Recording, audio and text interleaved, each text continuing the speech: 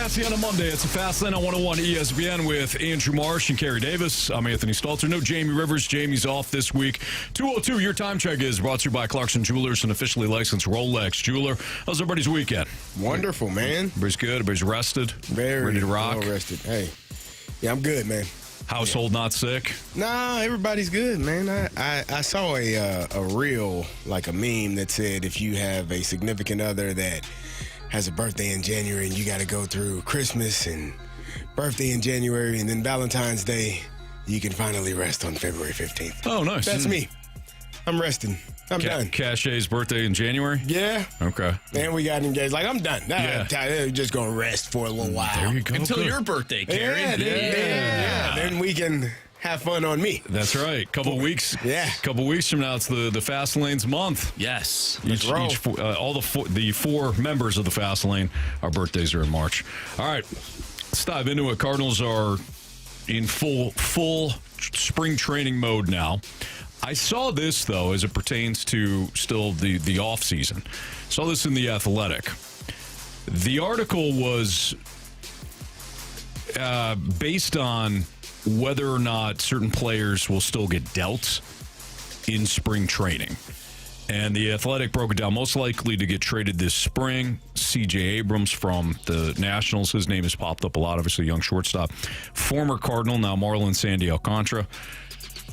Isaac Paredes, a player that has been dealt the last couple of years.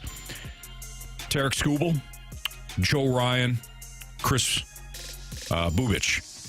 What about Lars Nootbaar, though? Lars Nootbaar was also mentioned in this article, and I'll read off the entire quote because it's not very long. But one exec said that I think St. Louis is still going. That's one rival NL exec. And I wouldn't be surprised if Nootbaar or Alec Burleson got moved. Before we discuss the more intriguing part of this, I think, which is Alec Burleson, let's talk about Lars Nootbaar. How much sense do you guys think it makes to trade Lars Nootbaar in spring training? Well, first of all, I guess my question would be when is he going to be able to play? And who do you have to replace him? If you feel like you have the replacement or you're not concerned about that, that person that's going to replace him, or you don't know when he's going to be ready, I could see Lars Nootbaar being traded. We've talked about how he's an analytic darling, how so many of his analytics measure out to some of the best players in baseball that have ever played the game. That's how he's viewed, which is why, if you know me, I think analytics can be a bit dumb at times. With that being said, what do you have to replace him? Are you comfortable and confident in what you have left? Or maybe you have something coming back in a proposed trade? I don't know. I don't know who would be I don't know who's your left fielder on opening day if Lars is not available. Mm-hmm. So whoever you have out there, I'm sure you would trust him to be the everyday left fielder anyway. So I don't have an issue, or I wouldn't be surprised if Lars Nootbaar was traded. I just don't know what his health status is. Do you guys think that he is a part of the Cardinals' future?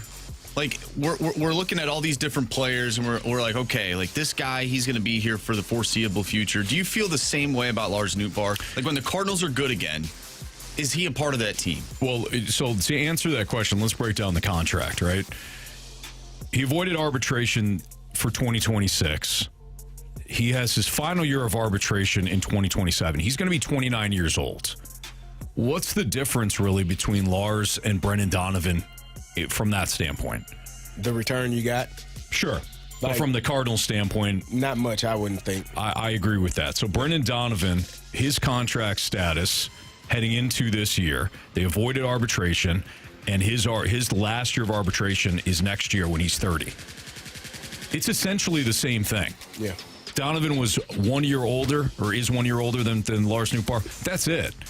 So it would make sense from a contract situation to move on, right? Because if Donovan's not going to be a part of your future, right? Getting back to your question, Marsh, if Donovan's not going to be a part of your future, how in the hell is Lars Nootbaar a part of your future? So I would answer that. I would answer that as no, he's not. He's not part of the Cardinals rebuild. Somebody you're going to keep around during this rebuild, because by the time first of all, you'd have to sign him to a contract. second of all, when you get to that deal and he's, 30, 31, why would he be a part of your future? We're talking about a player that flat out can't stay healthy. Right.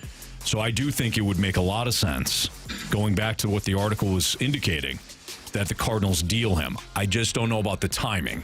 Right, like what is he? Because like Carey said, he's hurt. What's he worth right now? Like if you're trying, if we all agree, it's probably beneficial for this team, this franchise, to ultimately move on from Lars Nootbaar at some point. But you still want to get something for him. Right. When is the best time to move him? I'm sure you would like him to play games to up his stock. I wouldn't. Oh, so you don't care? No. Because of the risk. Because he might get hurt. Well, he's already hurt. So what's he might get more hurt. Like he might be more injured than he is now. Like right now. But he might not. Might he not? So that's the question, because you could with a solid first half, he could up his trade value. You go into the trade deadline, and that really is when you're going to get the most out of a player, typically. Yeah. Because now teams understand where they are. Mm-hmm. Are they a wild card contender? Are they World Series contender? Are they a pennant contender? Where are they? And how much are they willing to give up? Because normally teams are more desperate in that regard. Now, in the offseason, we think we're going to be a contender, but you know what? We'll hold off and see what we do at the deadline. So I do think that there is some value into taking that risk and attempting to trade him at the deadline. Well, I do too. And if he's going to be hurt, well, then other players are going to get their opportunity anyways. Right. So, yeah, you just might as well just hold on to him because the upside of him making his value that much greater, to me, is better than just getting rid of him now when maybe it's not as great. Sure. And if he's going to be injured anyways, well, there's opportunity for players to step into that role regardless. As is, sure. Yeah, for me, I could see more value for him now. Like you can, in terms of the heel surgeries, and that could be, kind of looked over and say, oh, it's not that bad of a surgery. We know what to expect. We've seen him play. But the more games that Lars Nootbaar plays, the more opportunity he has to get hurt, in my opinion. Like, that's something we've seen from him for a number of years. Like, when he plays hard. He's injury prone. That's not a knock against him. That's his story right now. That doesn't mean that's going to continue to be his story, but that's what he's been thus far in his career. So if I'm the Cardinals and I know he has a history of missing time, it's no different from Tyler O'Neill. Mm-hmm. Like, you knew at some point Tyler O'Neill was going to get hurt. I don't give a damn how well he performed. Hit a home run every opening day. Cool. By mid-July, his ass going to be on the IL. It's death taxes and IL for Tyler O'Neill. Right. But why would everything that you just outlined, why would a team trade for that? Because people think that they can be the difference maker. Because people believe that, we know exactly how to make him uninjured, uninjury prone. They are not, it's no different from coaches. Like, why do people trade for players that they know aren't good? When he gets in our system, he'll be a different man. He gets down to Oakland, to the Raiders, he'll be a different person than he was in Pittsburgh, Anthony. Right. Will he? No. What about, when he goes to Tampa with a hell of a quarter, he'll be a better person. Really? But probably be the same player. You might have that mindset, but if I'm making a trade, I'm telling the Cardinals, hey, this guy can't stay healthy. Why should I give you anything of substance? Well, that goes, so that goes back to like what the return is for the Cardinals. Because teams, Marsh, you're right. I think teams are going to look at it and say, well, he's an injury-prone player. He only has one more year of contract eligibility after this, right? Arbitration eligibility outside of this. So we feel comfortable giving you a bag of high chew, this trade, this package.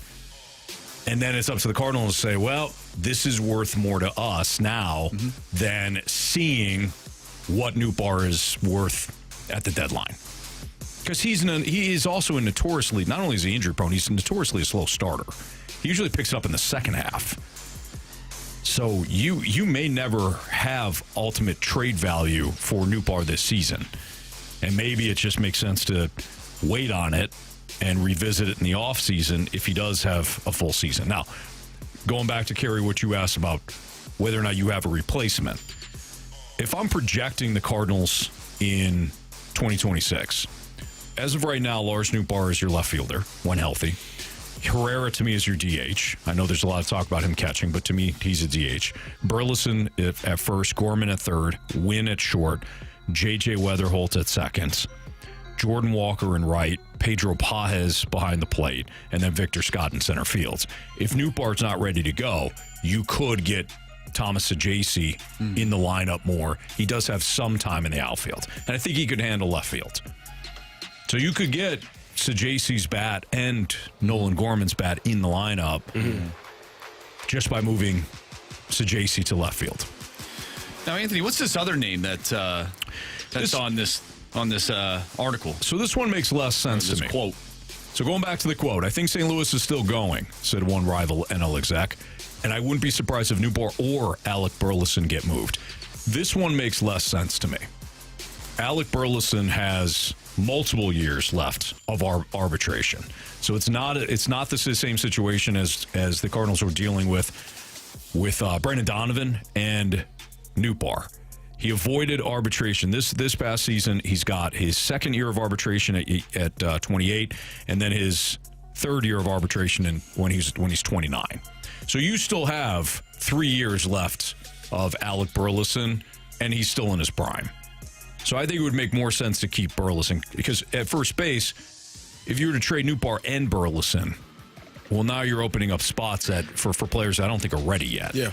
So to me, hanging on to Burleson and having him be a part of your current future makes a lot of sense. Do you guys agree with that? Oh, 100%. I think it's a St. Louis Star we're talking about. Yeah, I know I didn't have to ask you that, for sure. I don't think they should move anybody right now. I think this is the team, and we just see what happens. This is the team that I want to take to Lake Placid, Anthony. Oh, okay. Yeah. Is that where they're opening up, Lake Placid? No, I don't think so. No, different sport, different time period. Mm-hmm. Yeah. You went back to the 80s, the early 80s there. Well, it'd be nice if the Cardinals went back to the 80s. You know, That was a good time, man. late 90s, early 2000s. Early 2000s, preferably. Early 2000s. Mid 2000s, I should say. 04, 05, 06. Yeah, good times. We all remember those. Great We do. oldies. Good times, great oldies. All right, it's Fast Lane on 101 ESPN. Well, it seems like the players that play the game have no problem with the Dodgers spending. So as Carey would like to ask me specifically, what's your problem? That's next on 101 ESPN.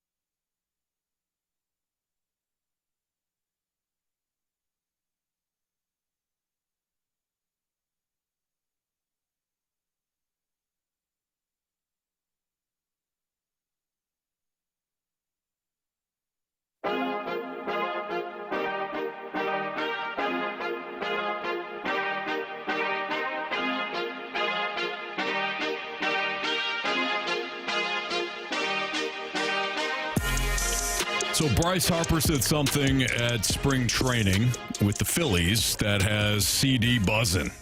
Why don't we hear the audio first, and then CD, you can kind of break down, you can set up what your question is on this. But here's Bryce Harper on the Dodgers and their spending via Tim Kelly Sports. I love what the Dodgers do, obviously. I mean, they pay the money, they spend the money. I mean, they're a great team. They understand how to run it. They run their team like a business, and they run it the right way. They understand where they need to put their money into, but also people don't look at this either. Their draft and their development is unbelievable. Like, they draft and they develop, and then they trade those guys for big-name guys, and they can spend the money. So it's, I don't know. It bothers me when everybody talks about the Dodgers just spending money. No, they draft, they develop, they do it the right way. They understand what it takes to be the best team in baseball. And you've seen that the last 2 years. They have so much depth. I mean, I think it was Will Klein, the kid's name was, came in and threw 6 shutout innings. Like, I mean, he was sitting in Arizona 2 weeks before. Like, they have that type of dynamic on their club, and that's what when you think about drafting, developing, and things like that, that's why they win. And that's why they win a lot of games each year. So, I love what they do. I understand what they do. I understand the madness behind it.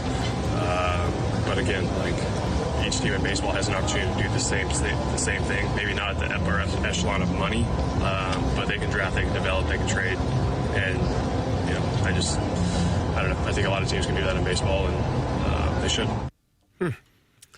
Hey, same, man. Same, Bryce. Same. I agree. Every team can draft, develop, and do all of those things to make sure, and trade is what he said, to make sure that their team is better. The upper echelon part, no, every team can't, but every team can spend more money than they are. They choose not to. Yeah. And so that's the issue. Manny Machado also said something similar at the beginning of spring training as well. He said, I love it. Fast lane, love it. This bleep is fast lane, great for the game. It is. Because what they're doing is forcing other teams' hands. If you want to win, you better spend. That was a bar. You write it down, put it somewhere, save it for later. Marcia, you do the rap thing. You want to win, you got to spend, okay? And these other teams aren't. And the Dodgers are saying, we want to win. Yeah. We want our fan base to be excited to come to the ballpark. And Bryce mentioned it there. The thing that they also do is trade and develop and draft well. You have to be able to have depth. If you don't have depth, you're not going to win games. And so that's the most important thing. You're going to get guys injured. I don't know how many players the Dodgers had on the IL at some point last year, but for the last couple of years, a number of players do not play. You talked about, I think it was 2 years ago, how many starting pitchers they went through. Yeah. How many pitchers started a game? 13 or 14. For them in 2024. Because they have depth, because they draft well, because they go and develop well. And so it's not just, you see the contracts with, Shohei, what they spend on that, what they spend on Mookie Betts, what they spend on Freddie Freeman. I can go on and on and on, right? But those are parts of what makes their team a whole. They have all of the pieces in place, and they do it through draft and development. Oh, yeah, and when we need to go out and spend money, we don't mind spending money either. Who the hell wouldn't like that? Oh, I don't know. Baseball fans. Call me crazy. I'm not. You are. Not you personally, Anthony. But well, no, I am. Yeah, you are. Crazy. You're a little crazy. Yeah. I don't know why. I don't know why you don't like winners. I do. I like winners. I don't know, man. I think the Dodgers are the model franchise for this version of baseball. I don't think that's arguable, quite frankly. If you're looking at a team that does it better than anybody in today's baseball, how everything's set up in Major League Baseball, there is no argument. There is no debate. The Los Angeles Dodgers are the model. They spend the most. To Bryce Harper's point, their farm system is outstanding. They develop players. They spend the money on scouting and developing. Their farm system is always top-notch. They're always able to dip into the farm system to make trades. They are the model for Major League Baseball right now. And Bryce Harper, of course he likes it. Of course he likes the spending. Of course Manny Machado likes the spending. You're talking about two of the players. They got massive contracts over the last couple of years. Why did they get massive contracts? Because there's no salary cap in baseball. So Bryce Harper can sign a 13-year, $330 million contract. I'm sure Juan Soto loves the spending as well. I'm sure Paul Skeen's going to love it too. The upper echelon players are going to make the absolute most they can. So if we're looking at it from the standpoint of Bryce Harper and the star players, or from the players in general. Mm-hmm. You love the Dodgers spending.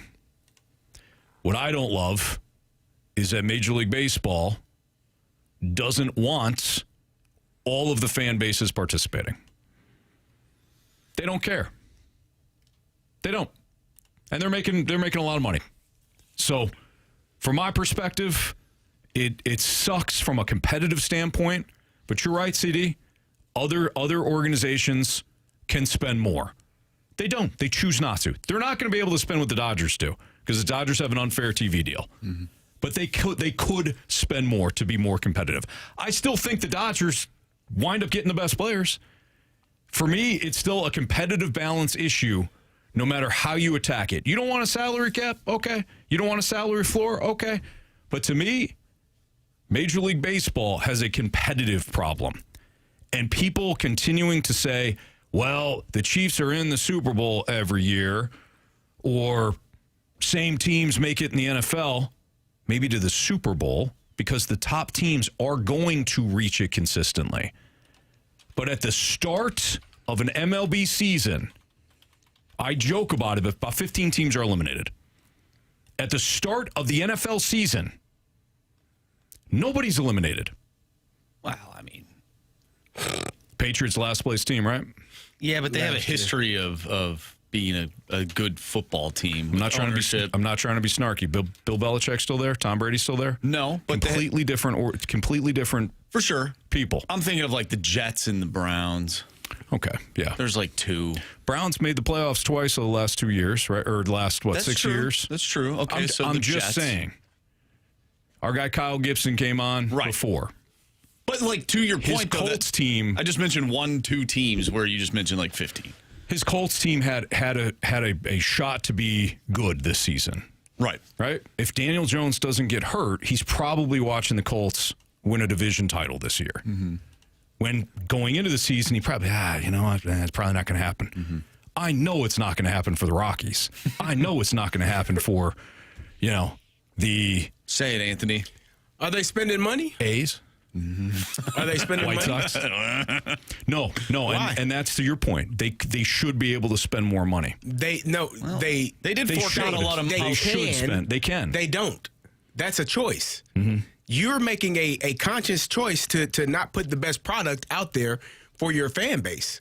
That's not the Dodgers' fault. That's not the Phillies' fault. That's not the Mets' fault. I'm not blaming them, but the Dodgers and Phillies are still going to get those top players, though.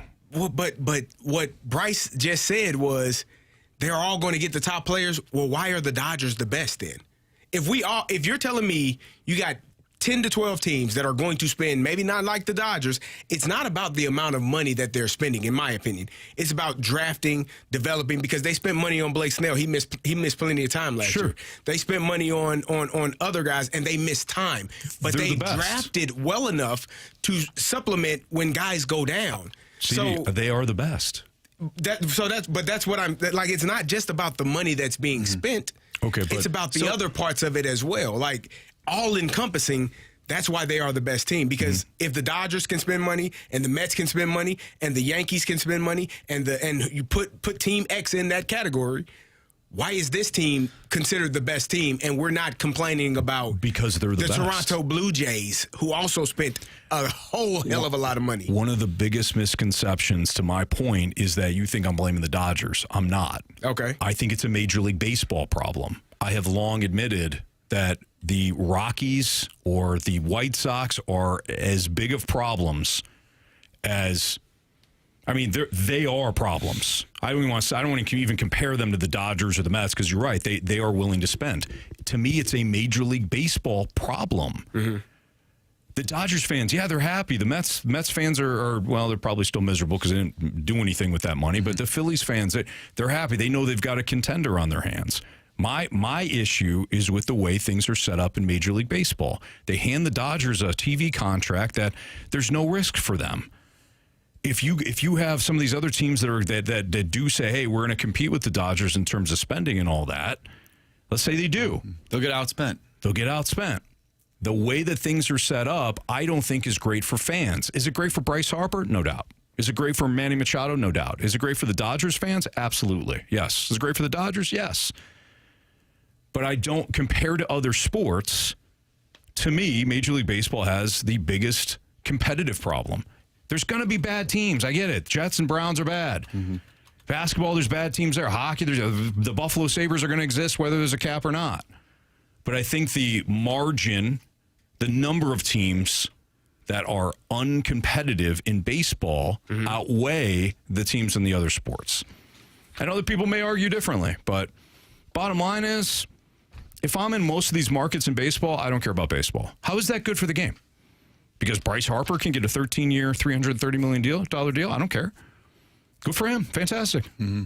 I love Bryce Harper. That's a steal compared to what other guys are making. Sure. It's $25 million a year. But I don't... The Phillies, that was a steal. Yeah. for the Phillies then. Better win. I think what Carey's trying to say is don't be mad at Major League Baseball or the Dodgers. Be mad at your favorite team's owner for not spending.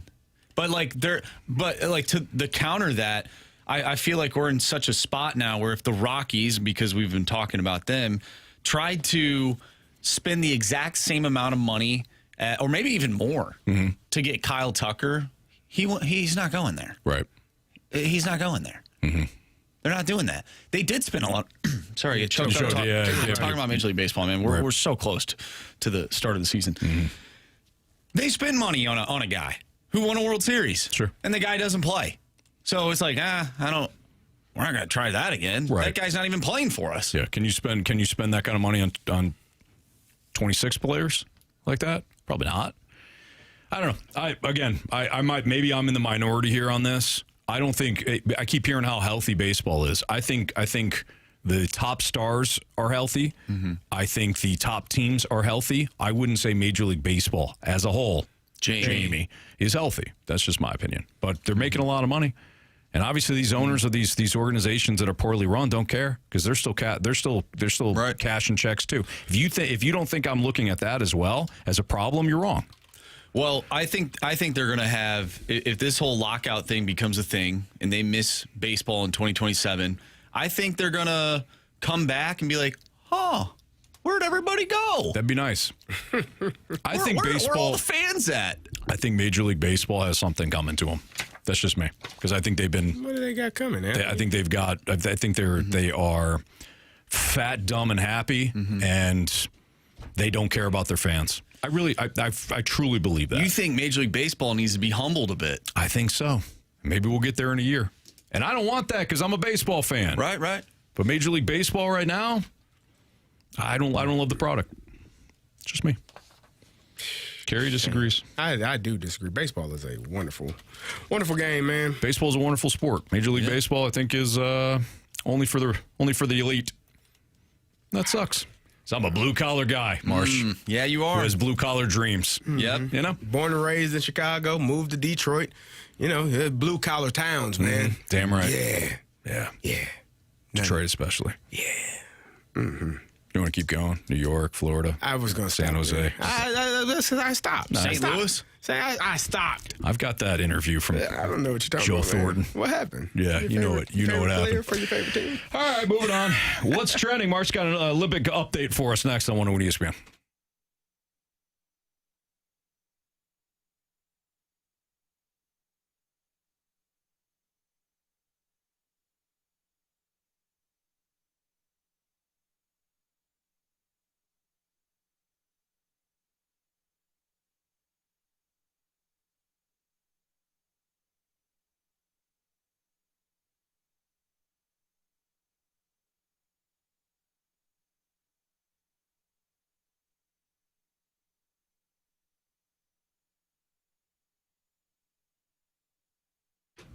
You know, Carey, a lot of people, they have their New Year's resolutions, right? Well, how is yours going? Not yours, CD, because I know how yours is going, but everybody else. If you're completely off track already, if you haven't even got started, maybe your testosterone's low. That's where Mentality comes in.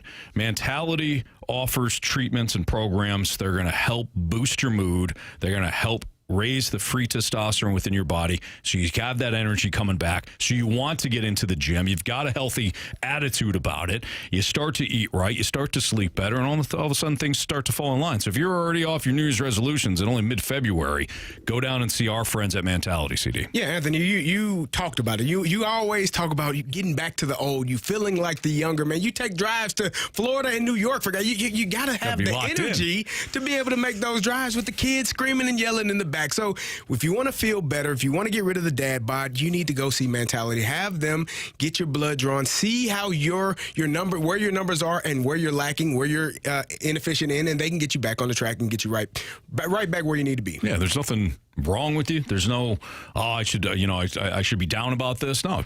CD's numbers were low. My numbers were low, so let Mentality do something about it. And right now, all new patient labs will be covered in your treatment plans. We're talking about a savings of $250 right out the gate. Schedule your appointment now at lowtusa.com. Again, lowtusa.com. Better yet, go to the one of the two locations. CD usually goes to the one in Chesterfield. I go to the one in South County. Both are run by the same people. They're fantastic. Tell them Carey and Anthony sent you in there. Reclaim the old you, the younger you, with Mentality.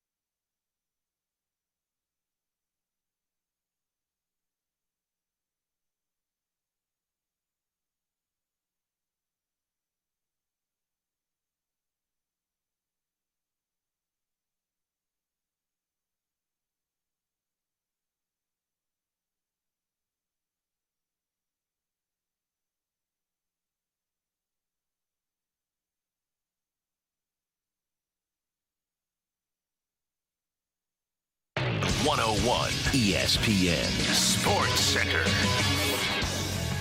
I'm Andrew Marsh. It's time for a Sports Center update brought to you by Saliga Heating and Cooling. Tonight on 101 ESPN, we will have some college hoops for you as Duke will take on Syracuse. Pregame starts at 5:30, so we are off early today. Pregame for college hoops, Duke, Syracuse, 5:30. Tip-off will be at 6.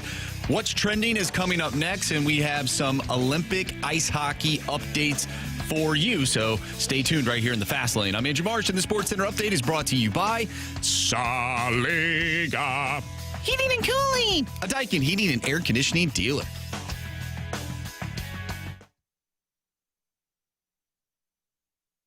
What are the hot topics in the sports world? What in the wide, wide world of sports is going on here? Here's what's trending.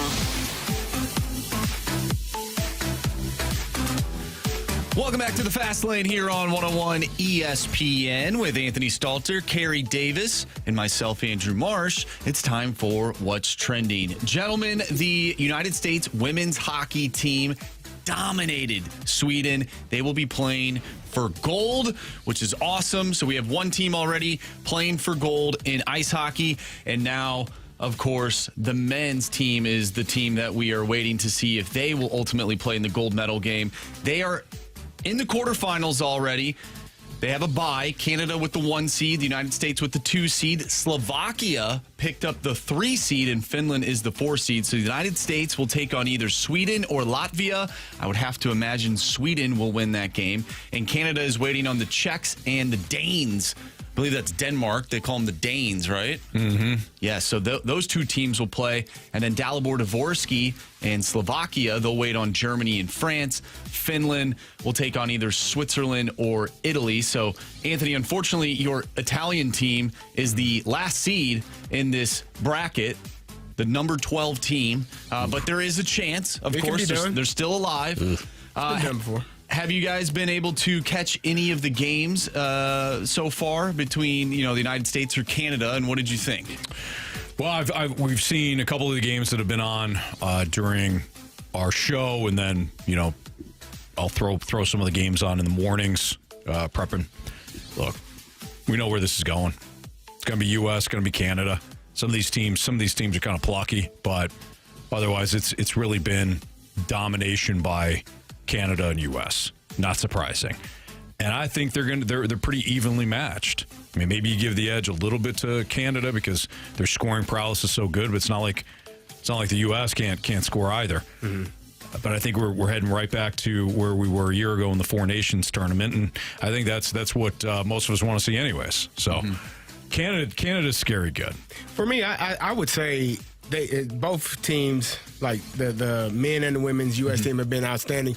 The women have been phenomenal. Yes, they've awesome. allowed 1 goal the entire Olympics thus far. Dominant. They're averaging 5 goals a game. Like they are red hot, and it's like it's USA women's hockey, and then it's everyone else at this point. At least that's how it's looking. So it's been fun to watch them play because it's really, and the game against the Italians when we were in here, what was it, Friday? Mm-hmm. That game kind of got a little bit chippy, and I thought the game was over. I almost said something. It was the end of the second period. Yeah. It was 5-0. I'm like, why are they still? I thought it was the third period, and they were just taking shots.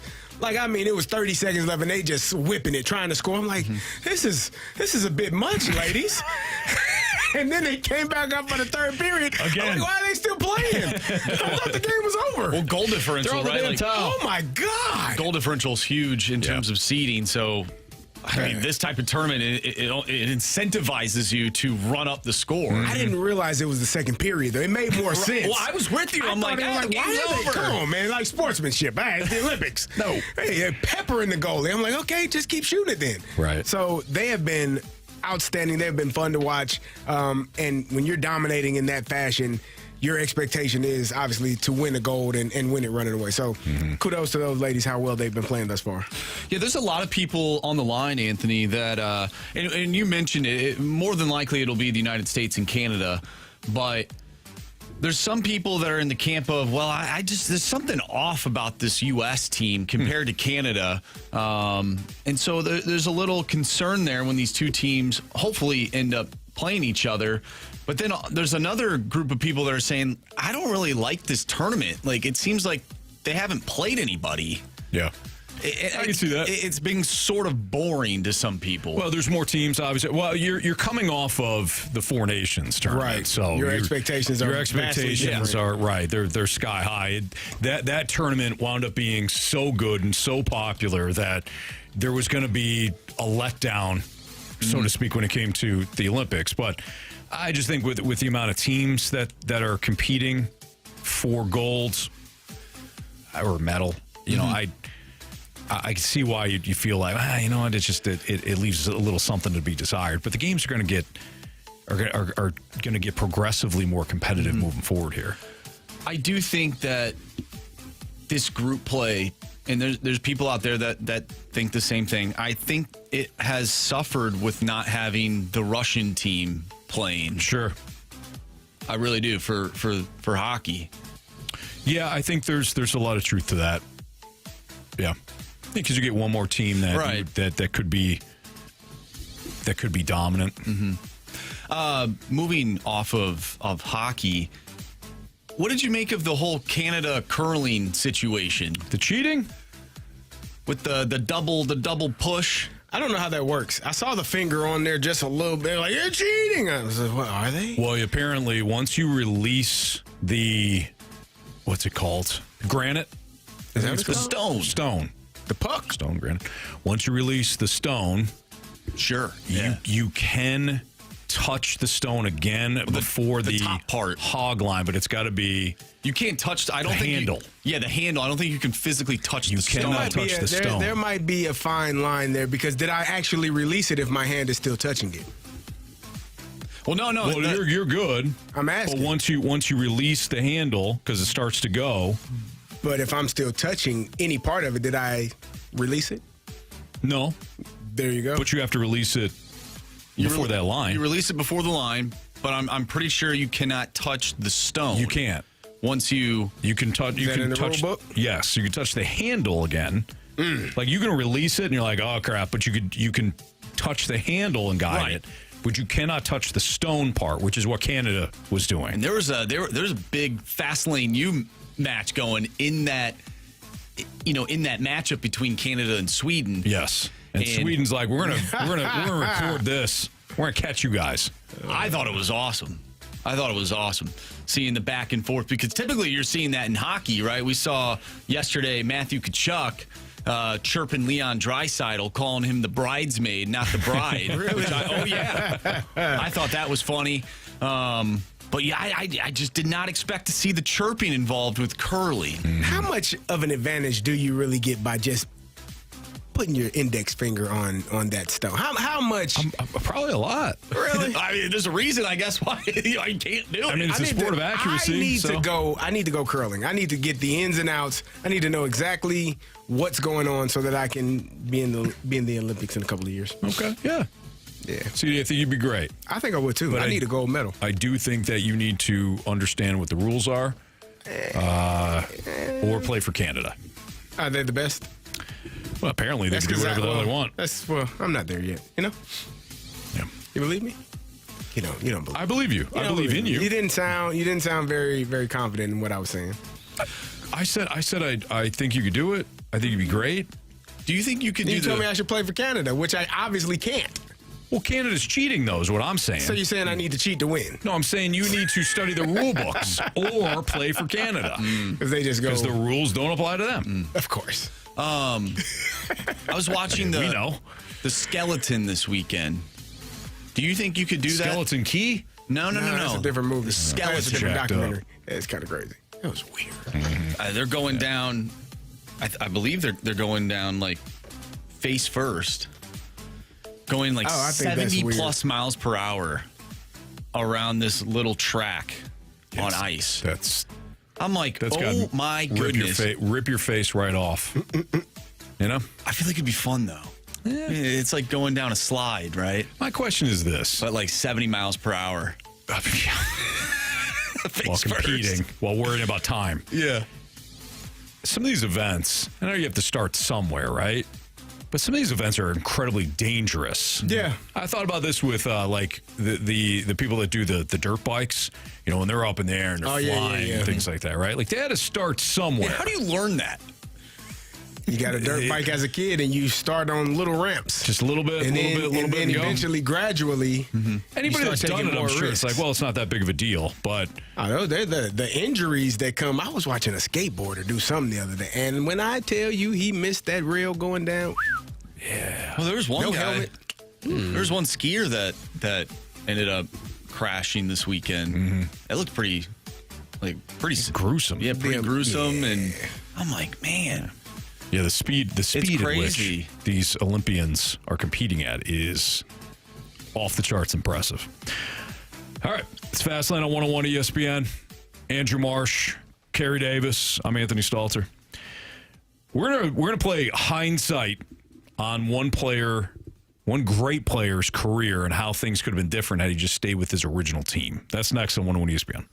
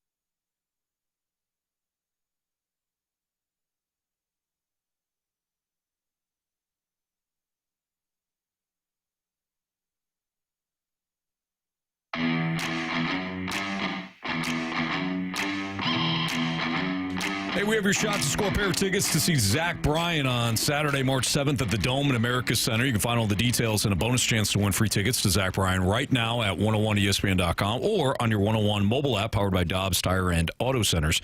Here's your trivia question for the tickets. Which branch of our U.S. military was Zach Bryan an active duty member in for 8 years? He enlisted at age 17. So which branch of our U.S. military did Zach Bryan enlist in and was there for 8 years? If you have the correct answer, text in 314-399-9646. That's the Air Comfort Service text line. If you're the 101st texter with the correct answer, you'll go see Zach Bryan on Saturday, March 7th. I feel like I know that answer. That would be just a guess, and I won't say it. But I think I know the answer. Hold off on that. Yeah. Let's get a winner. Yeah. And you won't look it up because you're an honest man. I got integrity. And then I'll write ask it you. down. I'll write it down. Okay, there you go. There Even you go. better. So the soon-to-be 32-year-old Tyreek Hill was released today by the Dolphins. His season came to an end in Week 4 when he suffered a dislocated knee and torn ACL against the Jets. It was ugly. It was really ugly. No surprise that the Dolphins are moving on. They're going to save a bunch of money when it comes to their cap. NFL Network's Tom Placero notes it's unclear when or if Hill will play next season, but if he does, Hill will be a free agent for the first time in his career. Let me state the caveat here, or the qualifier, I should say. This is complete hindsight, and I know he would have had to take less money, maybe even significantly less money, to stay in Kansas City. But if we're going to play the hindsight game, how much do you think his career is different if he stays in Kansas City? As opposed to, I know he got traded, but he got traded in large part because he wanted a big deal, and the Chiefs just weren't comfortable paying that. So how much do you think his career changes if he stays in Kansas City? I mean, they won 2 more Super Bowls after he left, so he's a 3-time Super Bowl champion. Mm-hmm. He doesn't make the amount of money that he made if he doesn't leave to go to Miami. Mm-hmm. But I think his legacy is still intact. He's an 8-time Pro Bowler, which who knows what significance that has anymore. But he's had a fantastic career. Obviously, a 1-time Super Bowl winner. Went to Miami and had some really good years with Tua, where they were actually, dominant in the passing game. That offense was explosive for about a 2 or 3 year span, where you're looking at them like, oh man, they got guys all over the place. I don't know what changes in terms of other than winning more Super Bowls and making less money, but I don't know that he would, if he were looking for that in terms of, staying for the opportunity to play in more Super Bowls, I think he would have stayed. I think it was a financial decision where, I hear this sometimes people feel I won my championship. Now I deserve to be paid like the best player that I am. Yeah. And I can't knock that. Like, you play the game to win the championship. He won it. He deserved to get paid like he was the best receiver in the NFL, which at one point he was. And he got paid like it. And so what changes for him? I don't know. I don't know if he would want anything different than how it took place. Sure. I just wonder, though, all the frustration he's had in Miami the last couple of years. I know it started off well. Yeah. But all the frustration given the quarterback situation there with Tua getting hurt. And I mean, we're talking about 2 years. This past year he got hurt. Tyreek Hill did. Last year, though, he was week after week. They would just show Tyreek Hill and Jalen Waddle and some of those skill position players just ticked off every single time. Now he stays in Kansas City. Not only you're going to still playing get with paid. the best quarterback of all time, and you're going to play at you're going to play at the highest. You're going to play at the highest level on the national stage consistently. I do think that some people want to be paid what they're worth, though. Sure. Like in terms of, like, to ask someone to take less than what they deserve, which if he's being paid as the 10th best receiver, but in actuality he's the best, but your organization financially is unable to pay that. I get leaving money on the table, but if we're gonna ask him to leave money on the table, let's ask everybody to leave money on the table, right? If that's the goal and that's the mindset, okay, Chris Jones, you can't get paid as the best interior defensive lineman. You just can't. It's not going to happen. Patrick, you can't get paid as the highest quarterback, the highest salary at one point as a quarterback. Like, we're all going to leave money on the table. To ask one person to do so, I think it's unfair to them. And again, if you're playing at an elite level, some people want to say, hey, I deserve to be paid as the best player in the game. No knock, no criticism, zero. I just wonder if he would trade some of the money he did get to stay in Kansas City, win a couple more Super Bowls, play with the best ever, to play for one of the best when his career's over with Mahomes, one of the best will ever do it, and continue to compete at a national level. It's not like he wasn't going to get anything. And his sponsorship dollars, I think, would probably be much more here in Kansas City, not here. He made more money in Miami. He did. They didn't have Contract state taxes as well. That's true too. Yeah. You just mentioned though, did more losing. He did. Yeah. You just mentioned maybe winning more Super Bowls, but to Carey's point, who's to say they actually do win more Super Bowls? Like that team looks different, right?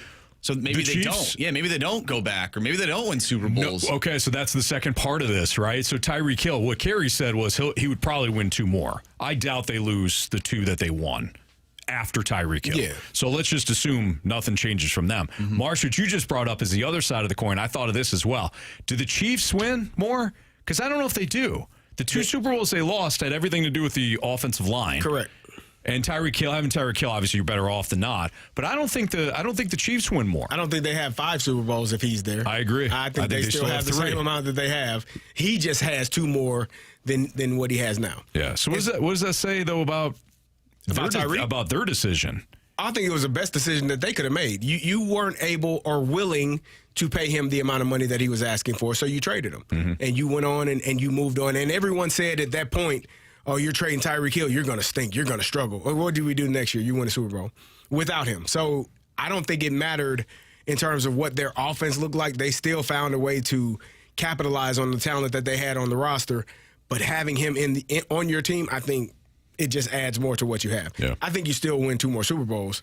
But as far as his career goes, I don't know that he's that bothered by his decision. Because I think, again, like I said, most people play the game. You want to win a Super Bowl, but you also want to be paid well enough to have, financial stability for your kids, if that's what's available to you. Yeah. And so I think he's done both.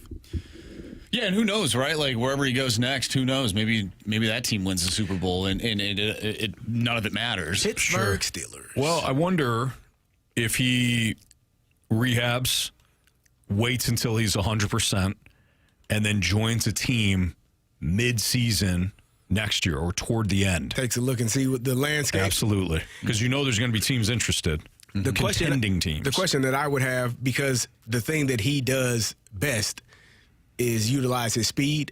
How does he return, or how does he respond after having a lower body injury? After tearing that leg up in the way that it was gruesome. It just didn't look good how the leg was dangling and flimsy over there on the sideline. So how well does he respond? Obviously you got to go through the treatment. Does he lose a step? Probably. He's probably not going to be as fast as he was, last season before the injury, coming back, dealing with that leg injury. How does he affect the game in the manner, because what he does best is he takes the top off the coverage. Now, if you as a DB can run with him now, you pretty much eliminate what he does best. Right, yeah. He's not an elite route runner. He's a guy that will run past you and threaten you so much that you got to come out of your stance and turn and run. Now he can break off and run those dig routes, run those comebacks, run those corner routes, whatever it may be, because you're so deathly afraid of his speed beating you over the top that it changes your mindset as a DB. As a DB now, if I know I can run with this guy, I'm good. So I think that's going to be the most important thing and the most interesting thing to see how he responds from that injury. No doubt. It's Fastlane on 101 ESPN. Jordan Walker is reportedly making some changes. Well, we heard this last year. Is there more reason to believe that he will have his breakout this season? We'll dive into Jordan Walker next on 101 ESPN.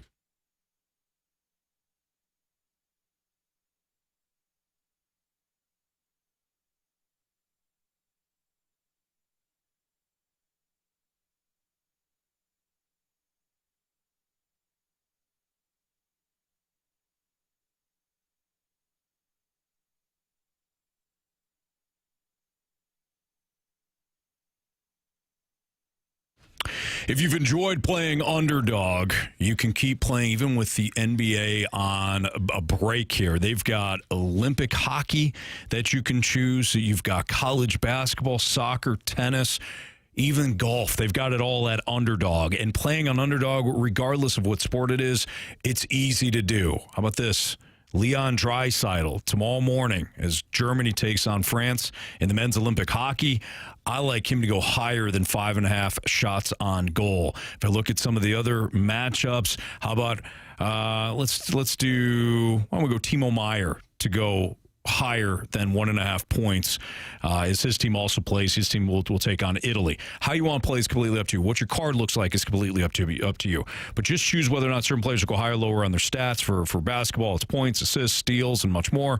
Obviously, in football, it's very similar. But you get your entries right, you can win up to 5,000 times your cash. So download the app today. If you haven't signed up yet, got a promo code to use. Just type in my first name at sign up. Just type in Anthony, and you're going to score $75 in bonus entries when you play your first $5. Again, that promo code at sign up, Anthony, and you're going to get the $75 in bonus entries. Underdog, make plays, win money. Must be 18 or older and present in Missouri. Terms apply. See assets.underdogfantasy.com/web/play and get terms. _DFS_.html for details. Concerned with your play, call 1-800-MY-RESET or visit www.ncbgambling.org.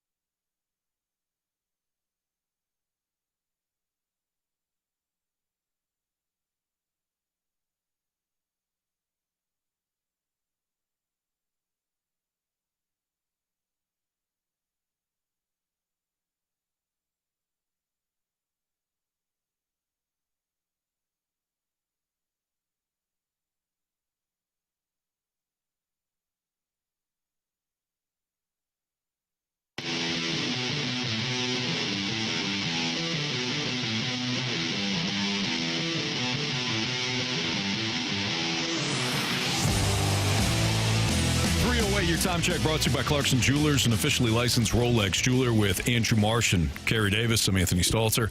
Jordan Walker, according to an MLB.com article, stated that he's making some changes that he feels as though will help him improve for 2026. Some of those changes include changing his body composition so that he can kind of have better body balance and make sure that he's given a workout plan that's designed to increase flexibility and explosiveness. He dropped about 7 pounds, according to the MLB.com article, putting him at about 260 at the start of this spring. Walker said the work he put into understanding his body has helped make his swing more controlled. He's not dipping out of his stance, a more fluid stride takes him cleanly through the baseball, and his hands are still in a good place. Now everything else follows suit. The article is also fair, though. Talked about how we've been here before with Jordan Walker, including last year. Do you guys feel as though that with another year, maybe some different voices, that we will see an improved Jordan Walker, somebody that he was still only, 23 years old? 23 or 24. 23, 24? Mm-hmm. Yeah, he's 23. Somebody that's still got plenty of upside. Do you think is there reason to believe that maybe this will be a year that they'll actually have a breakout? I think the fact that he noticed or is willing to, accept the fact that how he was looking last year was not good. I'm reading the article. He said it was all out of whack. I was leaning, I was lunging towards the ball. I was just all over the place. And so acknowledging that, what you were doing last year and how your approach was unsuccessful, the things that you didn't do well, you're learning and you're like, okay, I can't do this. What is going to allow me to stay back, to utilize what God gave me, my frame and my strength? Yeah. What is going to allow me to be the best player that I can be? And we were watching some cut-ups of, his swing thus far in spring training and kind of what he was looking like last year. And it does look different. You mentioned it, like the springing, the backloading, and then driving forward. It's different than last year. It was just last year he was like, I'm just going to use my strength, what God gave me, and I'm going to get my hands through the zone as quickly as I can. If I hit the ball, I hit it. Right. If not, I'm going to be fooled by a pitch because I'm not ready or prepared for anything off speed and out of the zone. So watching the film and the breakdown, and I've been watching kind of his swing. I follow him on Instagram, so he posts, different batting cage, lessons and things of that nature. And I've been watching. He's making good contact. Now, again, batting cage, simulated things are not similar to in-game. Right. When it's a 1-2 count and everybody knows he's throwing you a slider away, Jordan. Oh, then he throws one right down the middle and you're not ready for it. So I think watching him this year in spring training and then watching the beginning of the season and then watching how he responds to adversity is going to all be kind of a telltale sign as to where he is, because he's going to have some struggles. Sure. Every batter does. Of course. Like every batter goes through slumps. So how does he respond? Does he go back to panicking or going back to what he did last year, or does he stay calm and stay focused on what he's learned and what he's worked on this offseason? Yeah, I think Carey hit the nail on the head. When you have a problem, like the first step is to admit that you have a problem. So right then and there, I'm like, okay, we're moving in the right direction. I think as a fan, though, I'm reluctant to believe all of this because of the track record so far. He is a younger player, though, so we have to give him time. I'm just wondering at what point do fans, and maybe they're already at this point, where fans are like, I'm good. I'm good. Yeah. I don't know. That's up for you to decide how much belief that you have in this young player, because we know that there is talent there. There is that raw ability to just smoke the baseball. But it's all about patience at the plate, right? And that's something that he's struggled with. I think for me, it's more of a I'll believe it when I see it type thing, and it has to be an extended period of time. We've seen pockets of it where he's been really good, and then we've seen other times where it looks really bad. But I think this is the season. If he can get the reps that we need him to get, I think this last year we needed him to get more reps, and he just didn't get those reps. But this is the season where I'm looking at it. I think this is one of the most pivotal seasons for Jordan Walker in his career as a Cardinal. Carey, you can speak to this much better than Marsh and I can, because obviously you made it as a professional. I do think that when it comes to potential versus actually capitalizing on that potential and becoming either an everyday player or a great player, is the ability to know how the other team is attacking you. If you're going to become a pro, whether you're a Major League Baseball player, whether you're a professional football player, you're understanding this is what my skill level is, and this is what I could do in my game. So when Jordan Walker talks about, and you had mentioned this, Carey, I think this is worth repeating. Jordan Walker said, quote, I was leaning. I was lunging towards the ball. It was just all over the place, he said. I was trying to make moves that I physically could not make. To me, when you're lunging as a hitter or you're out in front, you're leaning, it's because you're fooled. Yeah. Or you don't understand how they're going to attack you. And I'm not knocking Jordan Walker. I think this is just part of the game. And with baseball, it's such a humbling sport that you can have all these physical traits. But if you understand how a pitcher is going to attack you to get you out, well, all those physical traits go out the window as soon as that slider that goes to the other batter's box is thrown. So for me, it's how are you going to approach every at-bat? We can talk about his hand placement. We can talk about him staying back. We can talk about this, that, and the other thing. Everything can look good off the tee. Everything can look good off in batting practice. But are you going to have an approach at the plate that knows when I get to this count, I'm going to eliminate 2 of these pitches, and I'm going to recognize the 2 he could throw, and where the location is. That is what's going to make Jordan Walker go from potential to potentially an everyday starter that you can rely on.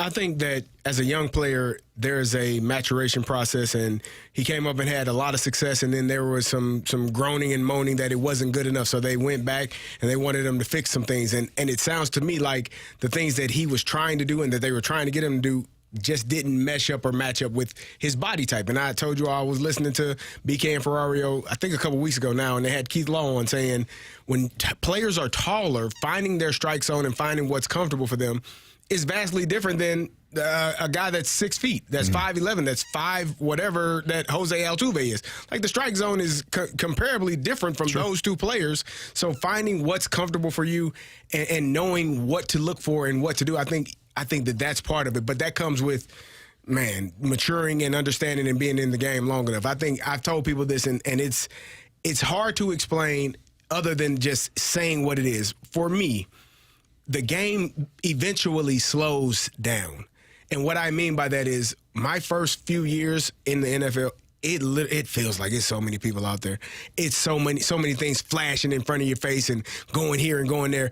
And when you get to where you're played enough games, you've had enough experience, it's like things are moving in slow motion. It's like you know where it's going to be before it gets there, where the linebacker is going, where the safety is blitzing from, what covers it. Like you see all of these things because you've had reps at it and you understand it, and it becomes much more easier for you to have anticipation of what to expect rather than just read and react. If you're reading and reacting all the time, life is hard. Yeah. And that's as a football player. So I think he's starting to understand what is happening to him or what was happening to him and how his body was leaning, chasing, and going forward. And he mentioned here, he said, the reason I feel like I wasn't swinging at more pitches in the zone is I was afraid to chase. Like I was afraid to chase, and then he says I was crashing. As I said, I was not seeing the ball as well. Giving myself a better chance to hit it, I'll be able to track it better. I'll feel like I have more time. Now if it's in the zone, I'll be more confident and attack. And that's essentially goes to the approach. It's the approach. It's being confident and being comfortable and knowing I don't have to chase this. I can be more patient in the zone. As you talked about the loading phase and attacking. I think he's going to be much better, but he will also still have those moments because those are professional pitchers where he gets fooled. And he's 23. There you go. For the betterment of the franchise moving forward, if you had to choose one, who is it more important for to have a breakout season, but to show more, like, just significant growth? Jordan Walker or Nolan Gorman? You can only pick one. Obviously, both would be amazing. I would say Jordan Walker because I think Gorman is who he is. I don't know if I can make that claim about Jordan Walker. I think Gorman is somebody that if he's in the lineup pretty consistently, he can hit you 25 bombs. He's going to strike out a lot. And those players certainly have value. I wouldn't put him right in the middle of the order. I would put him probably 7th because then when he runs into one, you're the bottom of your lineup has pop. With Walker, I think there's a more complete player there. We haven't seen it, right? And if we don't ever see it, then boy, that's a lot of potential wasted. But if we do see it, then we're talking about maybe one of the better players in the game. So I think there's more there with Jordan Walker. Gorman, I think we all know what Gorman is. Yeah. Is the Cardinals okay with it? Because it's seeming like they haven't been. Like, we need more out of him. Yeah. Lisa's not okay with it. Lisa's not. No. Until he gets one of those streaks where he hits 17 home runs in like 2 weeks. Then you're like, man, let the kids play. That's right. Yep. All right, there was a debate. Marsh, you were listening to this audio earlier. There's a debate on the Road Trippin' Show with Richard Jefferson on the most important position in all of sports. We'll get to that next on 101 ESPN.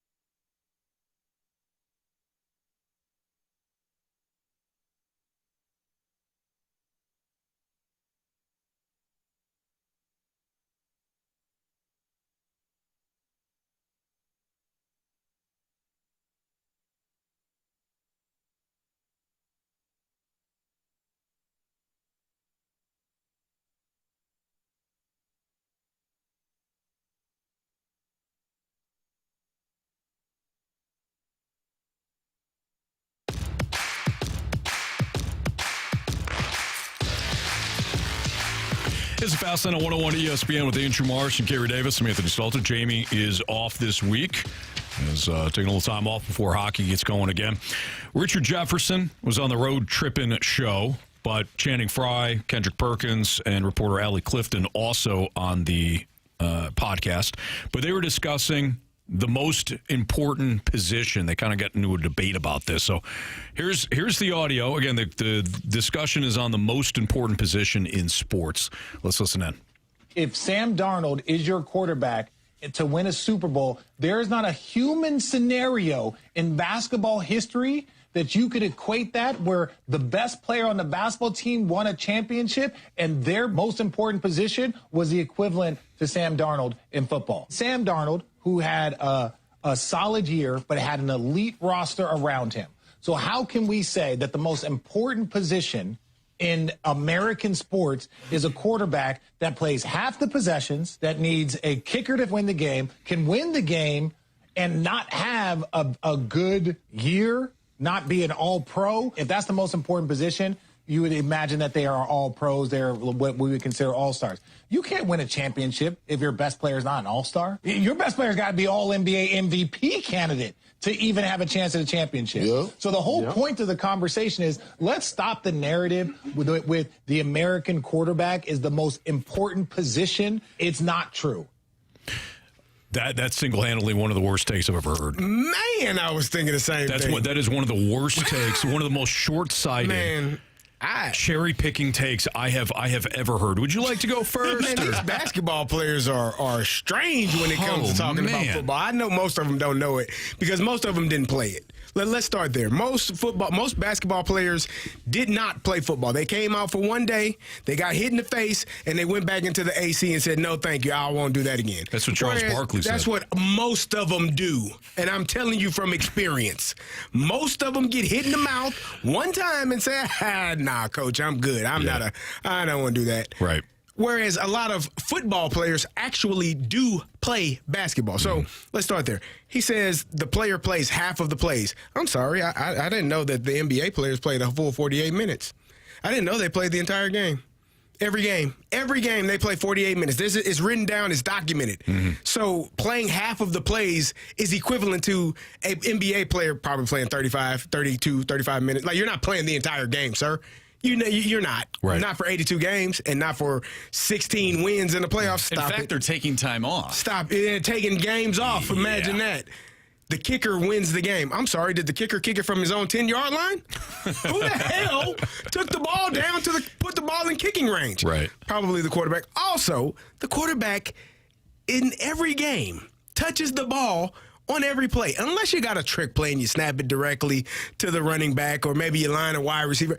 99% of the plays on offense, the quarterback is touching the ball when he's in the game, which he's always in the game. So what are we equating that to? Because I know that there are plays where the best player on an NBA team doesn't touch the ball on a possession. If it's a fast break, guess what? The person that got it goes and scores. So that player had no impact on that offensive possession.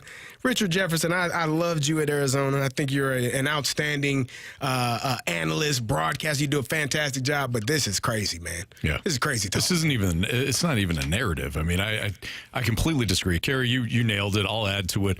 There's also 22 positions in football. Actually, it's 22 plus because there's special teams too. So there's 22 plus positions. Remind me, Carey, in basketball, how many positions? Five okay, on the court. Five. Yeah. So immediately there's more importance per position in basketball than there is football. So this is a cherry-picking argument, and you did so after when? Sam Darnold won a Super Bowl. I didn't hear this argument when Patrick Mahomes or Tom Brady or Peyton Manning or any of those guys won Super Bowls. You waited until after Sam Darnold won a Super Bowl to say, position is not that important. Mm-hmm. What are you talking about? Well, statistically, Sam Darnold has been one of the better quarterbacks over the past 2 to 3 years. It's a dumb argument. Well, and not to mention the mental aspect of the game, right? The checks at the line of scrimmage, knowing plays. Right. You know, obviously NBA players, they have plays that they work on and that they run. How many do you think? How many plays do you think there are in basketball? I would. I don't give me. I don't want to lie. And Just rough estimate. We didn't play. I'd say obviously, 5 to so- 10. I would say no. I would probably say because you got out of bounds plays, you got you got Okay, well, yeah. you got a lot of different plays that you can run, and then you got plays off of that play. So if you're calling, one play, maybe you could multiply it because there's 2 or 3 options or 4 or 5 options off of that one play. So you might. Approximately. What do you think? I would say 20? 20. 20. I was going to say 15 to 20. Okay. 25 15 to might 20. be a lot. I don't think it's that Steelers many. Anthony playbook. has more plays in his flag football Offensively? That's a fact. playbook. That's a fact. Offensively? Yeah. I mean, you probably got 15 to 20 runs. Okay. I don't know how many plays. I mean, it's a lot of plays, brother. It's condensed for a And game. different options off those plays. It's condensed you got for choice routes week and to things week, like yeah. that. Okay. And then you got about 15 seconds to hear the play and then tell the rest The of your play is teammates. definitely longer in the NFL than it is, I'm sure. And a quarterback doesn't have to know what everybody's doing. No, they do, actually. Oh, they do. Okay, They got to know what it. every player, similar to a point Offensively guard. and defensively. Similar to a point guard. You got to know what everybody's doing on offense Yeah. when you're Now, running a specific play. How many are on It's 4 other guys if you're the point 4 guard. other guys? Yeah. Quarterback, there's It's 10 other guys. okay on offense only. Yeah. You also got to know what the defense is doing too, right? Yeah. Okay, all right. Yeah. You got to know Just what checking. 20 plus people are doing. Just checking. Yeah, it's kind of important, Anthony. It's kind of valuable to play that position and know what you're doing. Because if you don't, good luck. Yeah. He mentioned Sam Darnold. That's his excuse or the reason why the quarterback's not the most important position. And I hate to bring this up. And we have multiple people texting about it. They're absolutely right about it. And I experienced it all season long. How important it is to have just a serviceable quarterback Because if for you an ain't got entire one, team. Yeah. you ain't gonna win. I know that firsthand. If you have a serviceable quarterback, Sure. you can be a solid team. In fact, you could even make the playoffs. And my team almost made the playoffs without that. Right. They were 1 win away from being a division champ, Anthony, and being in the playoffs. You had Just above average quarterback play. above average quarterback play for a full season. Hey, Marsh. Me too. Yeah. Whoa. What happened? You don't think if the Falcons got above average quarterback play, they don't win the NFC South? No. Oh, hell yeah, they win the NFC South. Thank you, Carey.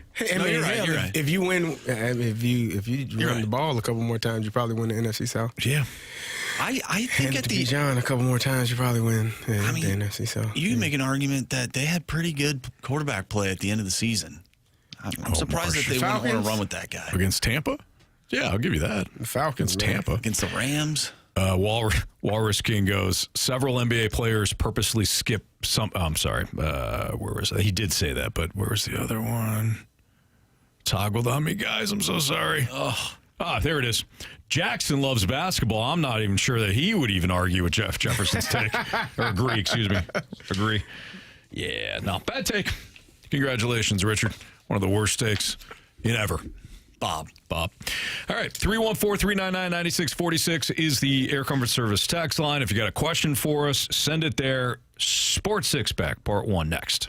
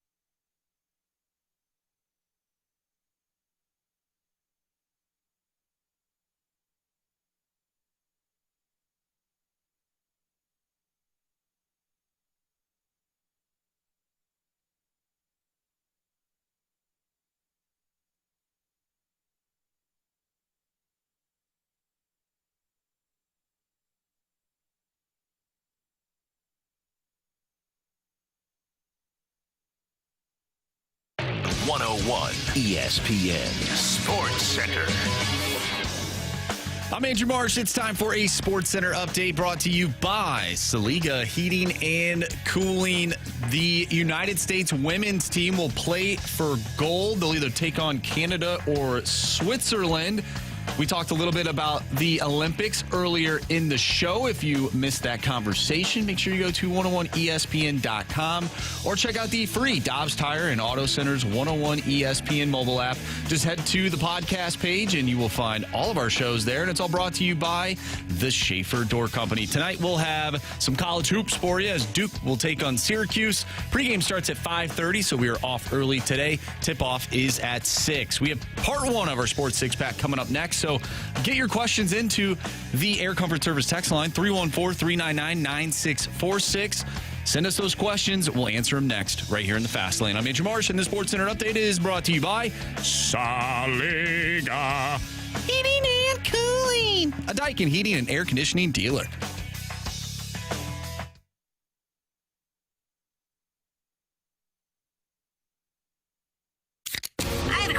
It's time for the Fast Lane to answer your sports questions. I want to ask you a bunch of questions. I want to have them answered immediately. Asking me all these weird questions. Answer the question. Answer the question. Answer me! Refreshed by Urban Chestnut. Urban Chestnut Swickle Light Premium Light Beer. Live your lifestyle, St. Louis.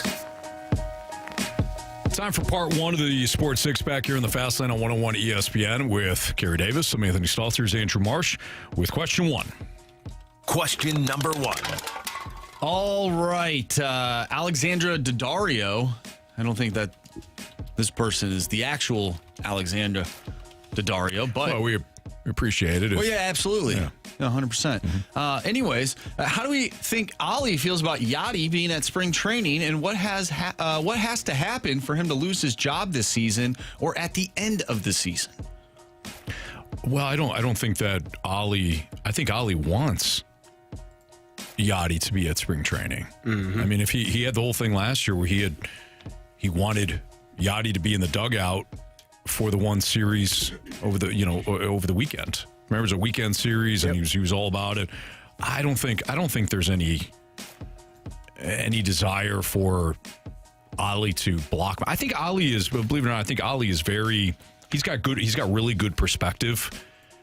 And I don't think he's somebody, if you're really self-conscious, you might not want somebody of Yachty's stature to be in spring training with you. I don't get that impression from Ollie at all. I think Ollie welcomes that. I don't think he's bothered. I think he's very confident and comfortable in his own skin and his ability to coach and manage. And so having good coaches around you only elevates your ability, right? It only adds value to your organization, to your program, to your team.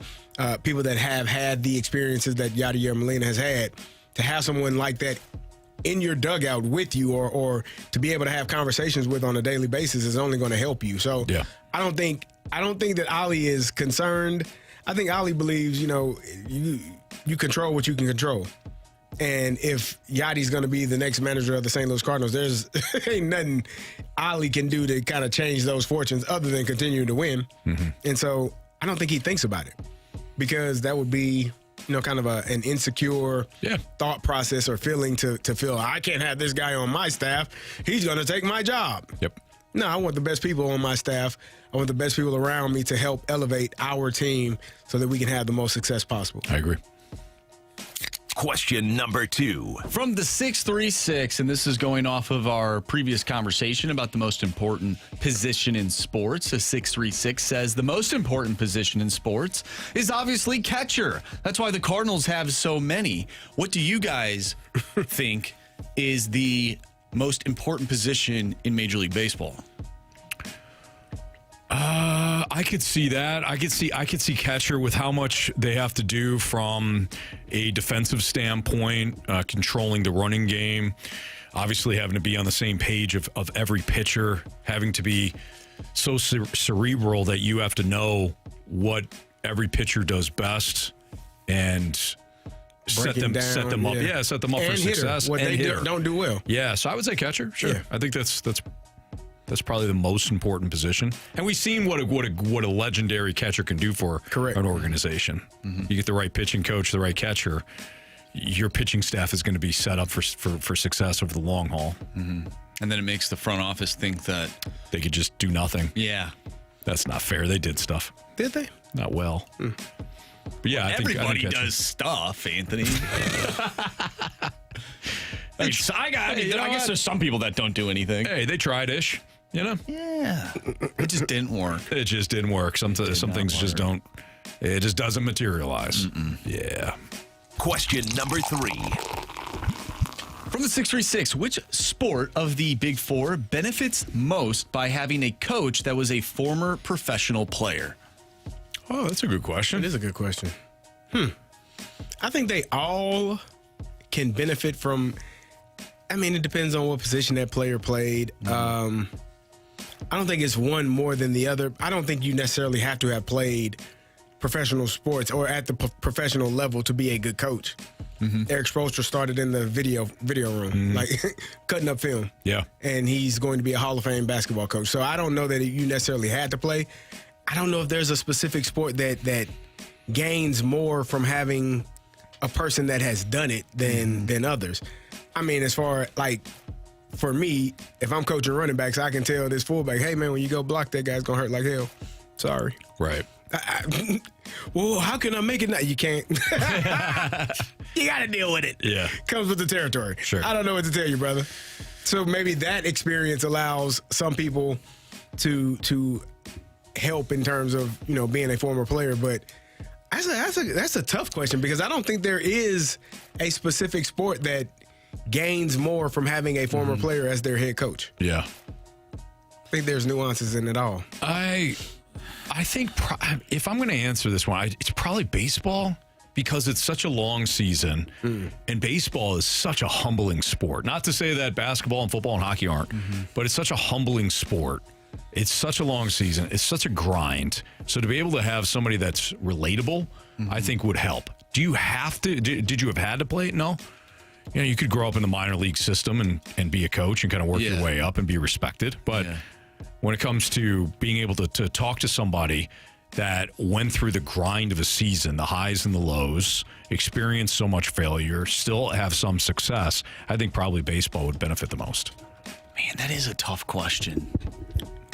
Well, obviously there's so much to be learned from a former professional player in each sport, and each sport is different.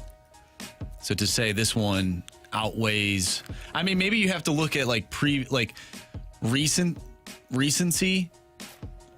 Like I look at the NFL and all the best play callers, were those guys professional football players? Like some of the best coaches, like Mike McDonald, Bill Belichick, Andy Reid. I mean, he was pretty good at the youth level. He was pretty good in that kick, punt, and pass. Yeah, that punt, kick, and pass competition, certainly. So maybe it's not football. No. So let's eliminate football. I think you could be a master strategist in football and do quite well despite not playing it. Plus, you got a lot more coaches. Yeah. I feel like you have to be a master strategist in baseball, too. With certain moves that need to be made. Yeah. With arms and lineup construction and look, there's strategy in every sport. There's high level decision making in every sport. Yeah. I don't know. I don't know that it matters in one sport more than the other. Yeah. My opinion. All right, it's Fastlane on 101 ESPN. Part 2 of the Sports Six Pack is next, so keep those questions rolling in to the Air Comfort Service text line at 314-399-9646. Again, part 2 is next.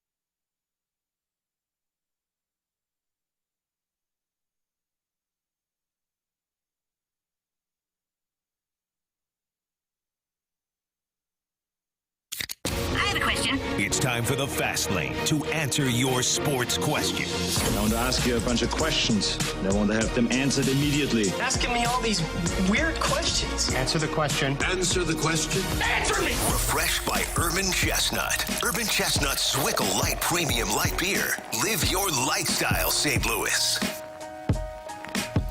It's a Fast Lane on 101 ESPN, continuing our Sports Six-Pack with Part 2. Still time to get your question into the Aircraft from Service text line at 314-399-9646. Marsh, question 4, please. Question number 4.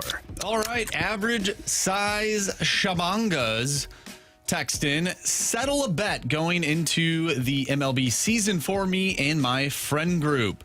Where do you think the Toronto Blue Jays finish in the East? And if you think they got better or worse this offseason.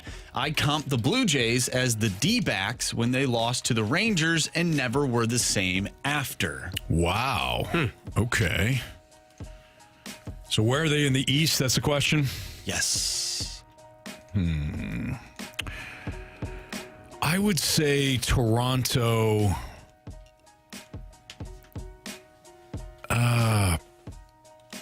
I say second behind the Yankees.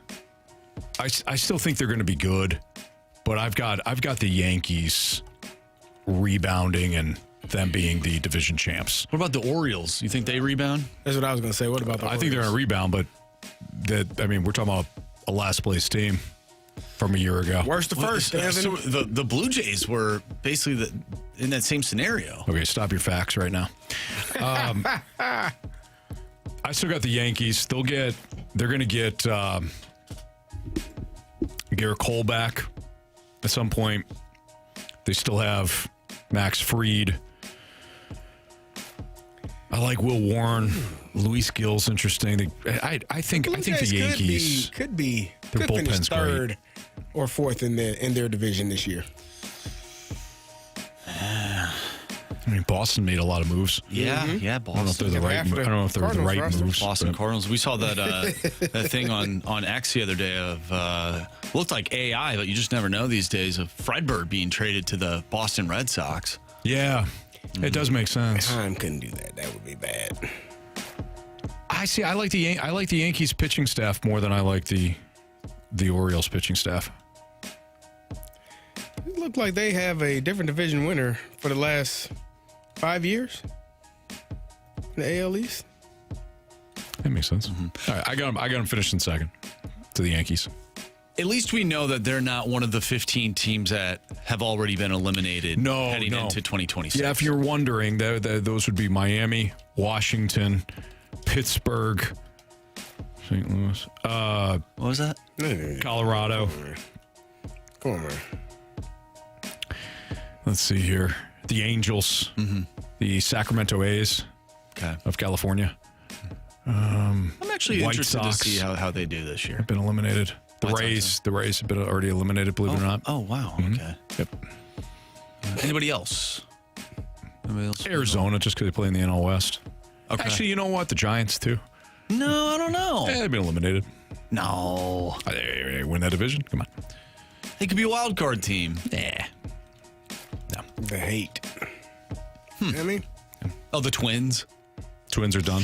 Twins are. Yep. Yeah, they've been eliminated. They were eliminated the day after the trade deadline. Yeah. And everybody thought, oh, well, it's just for 2025. No, actually, it also applies to 2026. Yeah. Yeah. Oh, that makes sense. All right. Anybody else? I'm trying to think here. I don't want to say the Reds. But the Reds were a playoff team last year. No Reds. Yeah. I would say two teams in most divisions have already been eliminated Okay.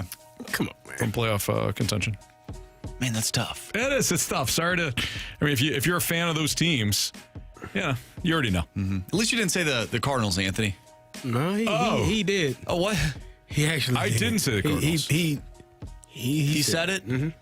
He must have said it mumbled really it. softly He under his mumbled it breath. under his breath. He said Cardinals. Oh. If you weren't paying attention, you didn't hear it. I didn't say the Cardinals. I did not. Do you think the Cardinals are said St. eliminated? Louis. Oh, he St. said. Louis. Oh, there you go. We got a text from 636. Come on. Move to the next question. Okay. Question number 5. Anything for you. You got it. All right, from the 314, who are the 15 teams already eliminated from No, I'm kidding. All right, why do NFL teams continue to hamstring themselves by overpaying quarterbacks? It seems smarter to drop them back a few mil and throw a couple other brothers a bone. Just saying. Well, the agents of said quarterback ain't going for it. You start there. The NFLPA is not going for it because the goal is to continue to move the ball forward and keep getting paid if you are the next in line. It's kind of frowned upon to take less than what the guy that just signed took. So it's an option. I mean, it's available, but that has to be something that the player is willing to do. And I think the front offices have to be smart in how they allocate their funds. Are you overpaying for a quarterback because you feel like he's next up? Is Jordan Love a better quarterback than Patrick Mahomes? Is he a better quarterback than Lamar Jackson? Is he a better quarterback than some of these other guys? I don't know, but he's being paid on that level. So as a front office, as a GM, you have to make a decision in terms of, do I feel like this? And you have to be willing to let that player walk if you're not willing to pay him, because somebody's going to pay him. Mm-hmm. And then you're at the bottom of the barrel trying to figure out what your next step is for your quarterback. So yeah, that guy might win a Super Bowl the next year. Never know. You don't know. Yeah. You might be like Kirk Cousins, go get paid year after year. The Redskins at the time said, the hell with it. We're not going to pay him. Yeah. We'll franchise him a couple of times, but we ain't going to pay him. And neither have won since. Well, one is one. Who? Kirk Cousins won. Well, I mean, at the ATM, the bank, yeah, sure. Yeah. But I mean, if you're going to win, Anthony. Yeah, that's true. Yeah, good call. You got to be on good teams to win championships, man. I keep telling y'all, they ain't just the quarterback. You know what I mean? I got both of our teams in that comment. You know what? You're not wrong, though. All right, let's wrap this up. Question number 6. From the 314, after watching Moneyball, where does AI play in baseball's future? AI played in Philadelphia. He was a 76er. Hell of a basketball player. Some called him the answer. Yeah, outstanding basketball. One of my favorite. Sure. He played football, Anthony. He was tough as nails. Yeah, he was awesome. You know what I mean? Yeah. I think they're talking about a different AI. No. Talking about robots. Oh. Yeah, it depends on how sophisticated said robots are, Sometimes I use ChatGPT and I wind up yelling at it. Anybody else? Yeah, because they don't necessarily get everything exactly how you want it. Then they start to lose memory on you. They do. Yeah, I do though. I've apologized to my ChatGPT robot. You should always say thank you. By the way, I say Really? thank you. Yeah, sometimes I'm like, No, you should not. Yes, you sometimes should. I say Why? Chat. You never know. Say, They're probably Come on, listening. man. They're listening right now. When they come for us, you never know. But yeah, sometimes I wind up yelling at the chat, say, that's not what I asked you to do. Chat, are you... I've asked it, Chat, are you fast-laning me right now with this? Oh, Anthony. Yeah, I know. It was fun knowing you. St. Louis Radios mysteriously died Oh, my goodness. right at his keyboard. No foul play. Autopsy reveals he's completely healthy. What? What happened? Listen, this is not me talking, just in case, these phones are listening. What do you mean, just in case? And what do you mean if? They're definitely listening. They're definitely listening. All No, right. but seriously though, like AI, and I'm sure there's some people using AI already to formulate some of these, Good luck to them, man. If you want to go that these route and not numbers or whatever. use your eyeballs, and you want to trust a computer or a sheet of paper that is not a human and doesn't know human we know emotions. the game's played on paper. Is it? Hell. I think it's like anything else. It could be a useful tool, but if you become overly reliant on it, you're probably not doing it right. Like if it's an aid to you, great. If you're relying on it to do your job, you're probably going to be fired at some point. Just my thoughts on that. It's AI. It's not perfect. All right. AI did choke somebody, too, one time. Actually, no, that was Latrell Sprewell. Yeah. PJ Carlissimo. Yep. Had issues, man. Yeah. Which one? He had issues with PJ. PJ probably had issues with him after that. All right, we've got a Gauntlet contestant. We'll play the Gauntlet next on 101 ESPN.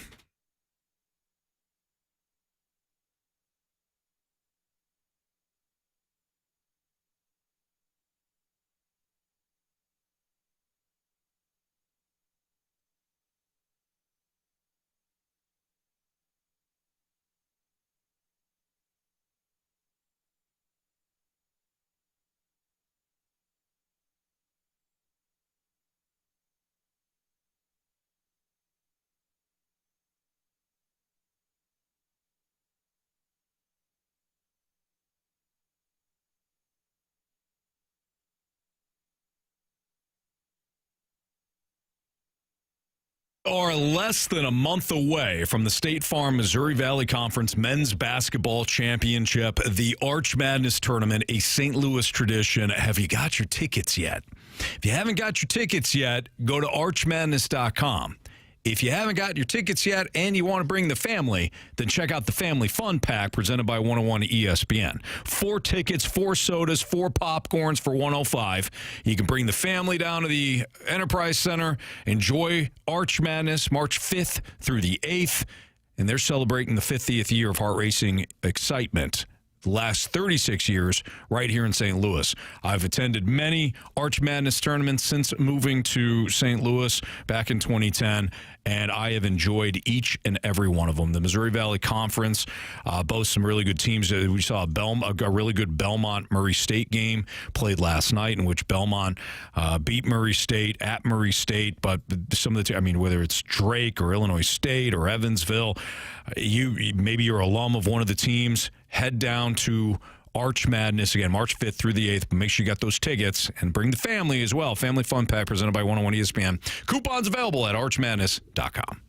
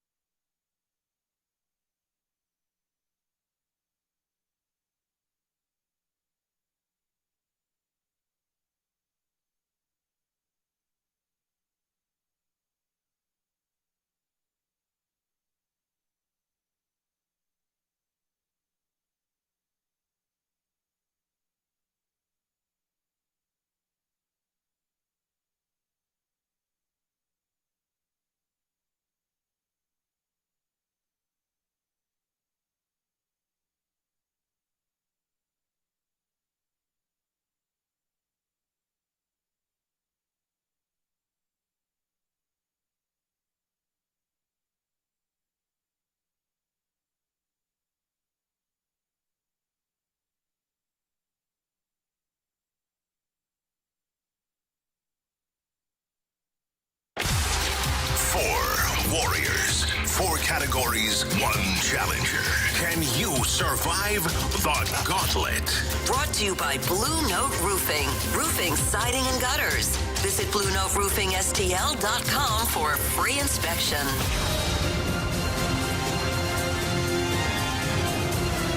4:05, your time check brought to you by Clarkson Jewelers, an officially licensed Rolex jeweler with Andrew Marsh and Carey Davis. I'm Anthony Stalter. Time to play the Gauntlet. Marsh, who we got today? Anthony, today we have Chuck. What's up, Chuck? Not much, Anthony. How about you? Doing great, man. Appreciate you listening today. Thank you for playing. Would you like to take on Marsh, CD, or me? I told Marshy I'm going to take him on, so let's go. Yes. All right. So Marsh is in the action here. Chuck, go ahead and tell Marsh to spin that wheel, and then we'll kick him the fast lane out of here. Spin that wheel, Marshy, and good luck. Good luck to you. Thank you. I can already tell Chuck's a good guy, Carey.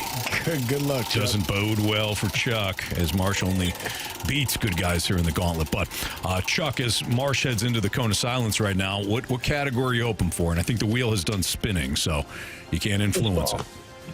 You want baseball? Baseball, yes. Carey, what do you get? He got football. Football, all right. How do you feel about football? Well, I'm glad it's not Carey. Okay, there you go. So two. Here go Illini, Carey. ILL. I love it. I. All right, Chuck, you're going to get 4 football-related questions today. Each question is worth 2 points unless you ask for the options. If you ask for the options, those questions become worth 1 point. Are you ready? I'm ready. Marsh's Minnesota Vikings have lost 4 Super Bowls. Who did they lose to in their most recent Super Bowl?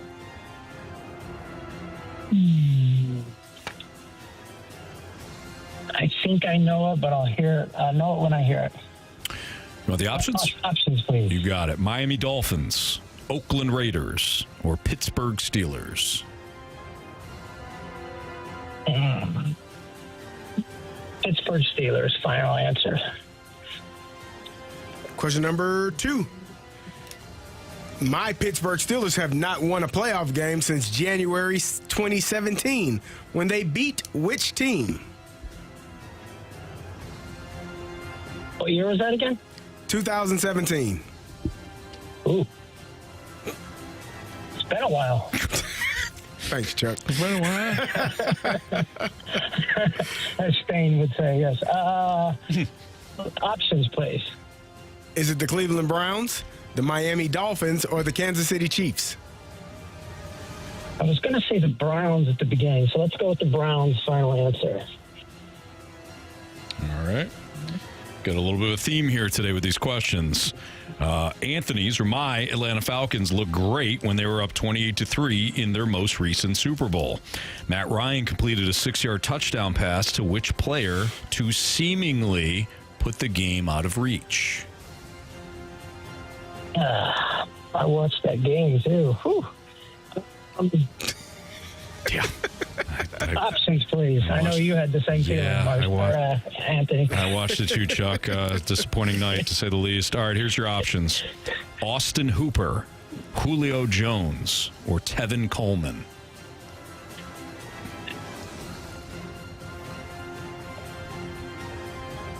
Julio Jones, final answer. Final question. Jamie's Detroit Lions took a massive step back this season, only winning 9 games after winning how many games the season before? 15, final answer. All right. Let's bring back Marsh from the Cone of Silence. Chuck, are you a Lions fan?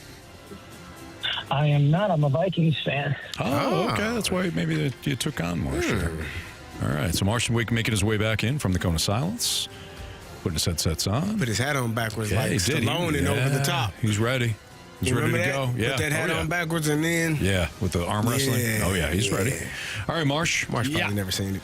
Nah, you don't see that one. Marsh, your category today is football. Okay. Pack a lunch. All right. Question number 1. Marsh's Minnesota Vikings have lost 4 Super Bowls. Who did they lose? Who did they lose to in their most recent Super Bowl? Oh, jeez. For those wondering, Marsh was not a Vikings fan. Was not, no. Until a couple of years, well, until the Rams left. That's when he became a Vikings fan. Oh. There you go. I want to say it's been 50 years. This upcoming year will be the 50th year since they've been to the Super Bowl, which would land us in the 70s. I want to say it was the Miami Dolphins. Miami Dolphins, final answer. Question number 2. Carey's Pittsburgh Steelers have not won a playoff game since January 2017 when they beat which team? Wow. Okay, so the last time they were in the playoffs, they lost to the Browns. Oh, no, I'm sorry. No, they were just in the playoffs. They lost to the Browns. Who did they beat? Oh, my gosh. 2017, you say? Let's choose the options. Is it the Cleveland Browns, the Miami Dolphins, or Kansas City Chiefs?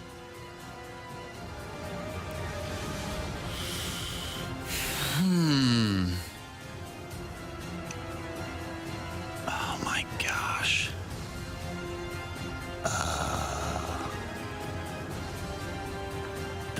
Oh, man. I don't think it's the Browns. What was the year? 2017? Yep. Is that the season or the time? I don't. It's just 2017. January 2017. January 2017. Okay. Just checking. Can I get the origin, please? Just checking. I'm actually, so I think maybe this was Alex Smith years. I'm going to go with the Kansas City Chiefs. Final answer. All right. My Atlanta Falcons Jeez, what is going on here? Look great when they were up 28-3 in their most recent Super Bowl. Matt Ryan completed a 6-yard touchdown pass to which player to seemingly put the game out of reach? Wow, you would think I'd know this because I just watched the game a couple of weeks ago. If you would recall this. Man, who did he? Was it Sanu? I think it was him. What? Give me the options. I don't remember his full name. Austin Hooper, Julio Jones, Tevin Coleman. Okay, good thing you were thinking Muhammad Sanu. Yeah. Tevin Coleman, Julio Jones, or Hooper. I think it was Tevin Coleman. Final answer. Final question. Jamie's Detroit Lions took a massive step back this season, only winning 9 games after winning how many games the season before? Okay. So, well, the Vikings won 14 games, and Detroit had they won the same amount of games. They won the tiebreaker. I think it was 14. I think it was, or was it 15? It was either 14 or 15. I think they had the same record but had the tiebreaker. I'm going to say 14. Final answer. Okay. Let's go over these. Chuck versus Marshy. Speaking of Marsh, his Minnesota Vikings and Chuck's Minnesota Vikings, as we know, because Chuck's a Vikings fan too. They've lost 4 Super Bowls. Who did they lose to in their most recent Super Bowl? Without the options, Marsh went with the Miami Dolphins. Chuck listened to the options, which were the Dolphins, Raiders, and Steelers, and Chuck went with the Steelers. So we know that the Dolphins were an option. So Marsh has got 2 points up for grabs. Correct answer is the Raiders. The Raiders. Oakland Raiders. 0-0. Carey's Pittsburgh Steelers have not won a playoff game since January 2017 when they beat which team? Chuck, with the options, said the Browns. Marsh, with the options, said the Chiefs. Correct answer is the Kansas City Chiefs. Kansas City Chiefs. Marsh on the board. He's got a 1-0 lead. My Atlanta Falcons look great when they were up 28-3 in their most recent Super Bowl. Matt Ryan completed a 6-yard touchdown pass to which player to seemingly put the game out of reach? Who was it? Chuck went with Julio Jones. Marsh went with Tevin Coleman. Correct answer is it's Tevin Coleman. Tevin Coleman. Marsh up 2-0 now. Tevin Coleman from the United States of America. I have no clue. Big Ten. Michigan State. Just won the national championship. Oh, who just won? Indiana. That's right, Indiana. Nice job, Chuck. Nice job. Like just won. I got one right. Yeah, he didn't win the national championship. You did get one right, Chuck. All right, Marsh up 2-0. Comes down to this. Maybe. Jamie's Detroit Lions took a massive step back this season, only winning 9 games after winning how many games the season before? Marsh said 14. Chuck said 15. Correct answer is? Well, it's 15, of course. It is 15, absolutely. And Chuck did not need the options. Wow. Walk it off. So we got a walk-off. Chuck with a two-pointer at the end. Marsh was between 14 and 15 games. He went 14. Correct answer, 15. So we got a 2-2 tie. Here we go. This is how the tiebreaker's going to work. Chuck, you're going to hold off on your answer. Marsh is going to write down his answer. Once we have Marsh's answer, Chuck, we're going to immediately go to you. You're going to give us your answer. Closest to the pin wins. Sound good? Sounds great. You guys both ready? Yes. All right, here we go. Yes. We're going right back to the well here, I see. In the famous or infamous 28-3 Super Bowl between 28-3 Super Bowl between the Patriots and Falcons, how many total yards did the Patriots record on offense in that game? How many total yards did the Patriots record on offense in that game? Marsh is thinking his. Chuck is holding off on his. Marsh is still complicated. Maybe he's complicating it. He's contemplating it, is what I meant to say. He's written it down, and we have his answer. All right, Chuck, what is yours? 412. Sorry. All right, 412 for Chuck. Marsh, you wrote down 536. Carey, how many total yards did the Patriots record of offense in that game? 546. Wow. Chuck. You have chosen poorly. You lose. Not today. Wow, Marsh within 10 yards. 10 yards of that one. I'm sorry, Chuck. Despite your best efforts today, Marsh is going to get you in the tiebreaker. That's great. I'm glad I got the chance to play, though. Well, good. Yeah, Thanks, Chuck. Yeah, we hope you try again, man. Good job, Chuck. I will try again. Thank you. All right, thank you. Bye-bye. Chuck, too nice of a guy. We knew it. He was the best. He was so nice. Marshy, what's up? How do you sleep at night? I sleep just fine. Unless, of course, I got to be up at 6 a.m. to fill in for TMA. Other than that, I sleep great. I bet you slept good on Friday night, though. Oh, my gosh, Anthony, I slept amazing. This for whole you. weekend was me trying to recover from the lack of sleep that I did not get. I didn't get any sleep. Sure. On Thursday night going into Friday. Well, I guess it was Friday because, I don't go to bed till after midnight. Right. But yeah, Anthony, going back to the 28-3 game, I remember listening to, some interviews and whatnot, and I believe it was either Julian Edelman or Tom Brady. They were saying, hey, we just need to get 99 plays. Mm-hmm. That's what we're looking for. I was like, oh, okay. So I had that in the back of my mind. 99 plays. How many would that equate to? In terms of yards. I mean, you did. And then I just threw a random number on there. You did quite. I don't know anything about math and how that would all work out. You did. You did quite well, Marsh. You did quite well. You done good. Yeah. How many yards the Falcons put up? Do we know? Let me see here. Probably a lot. I would think so. How many yards did they? Only 344. Yeah. That's it. Mm-hmm. Well, it would have been more if they didn't get sacked and. Would have been more. Patriots got 37 first downs to 17. Ooh. Penalties, Falcons at 9. Patriots only 4. Third down, Falcons were only 1 of 8. No wonder. That was a recipe no for wonder losing. they lost. They never had the ball. Yeah. No third down conversions and more penalties. They were 1 of 8 on third down. Patriots were 7 of 14. That's bad. Red zone, Falcons 3 of 3. Patriots 4 of 6. Time of possession, Patriots had the ball for 40 and a half minutes. Falcons 23. This is really bad. Yeah, not great. All right, let's bet the board next on 101 ESPN.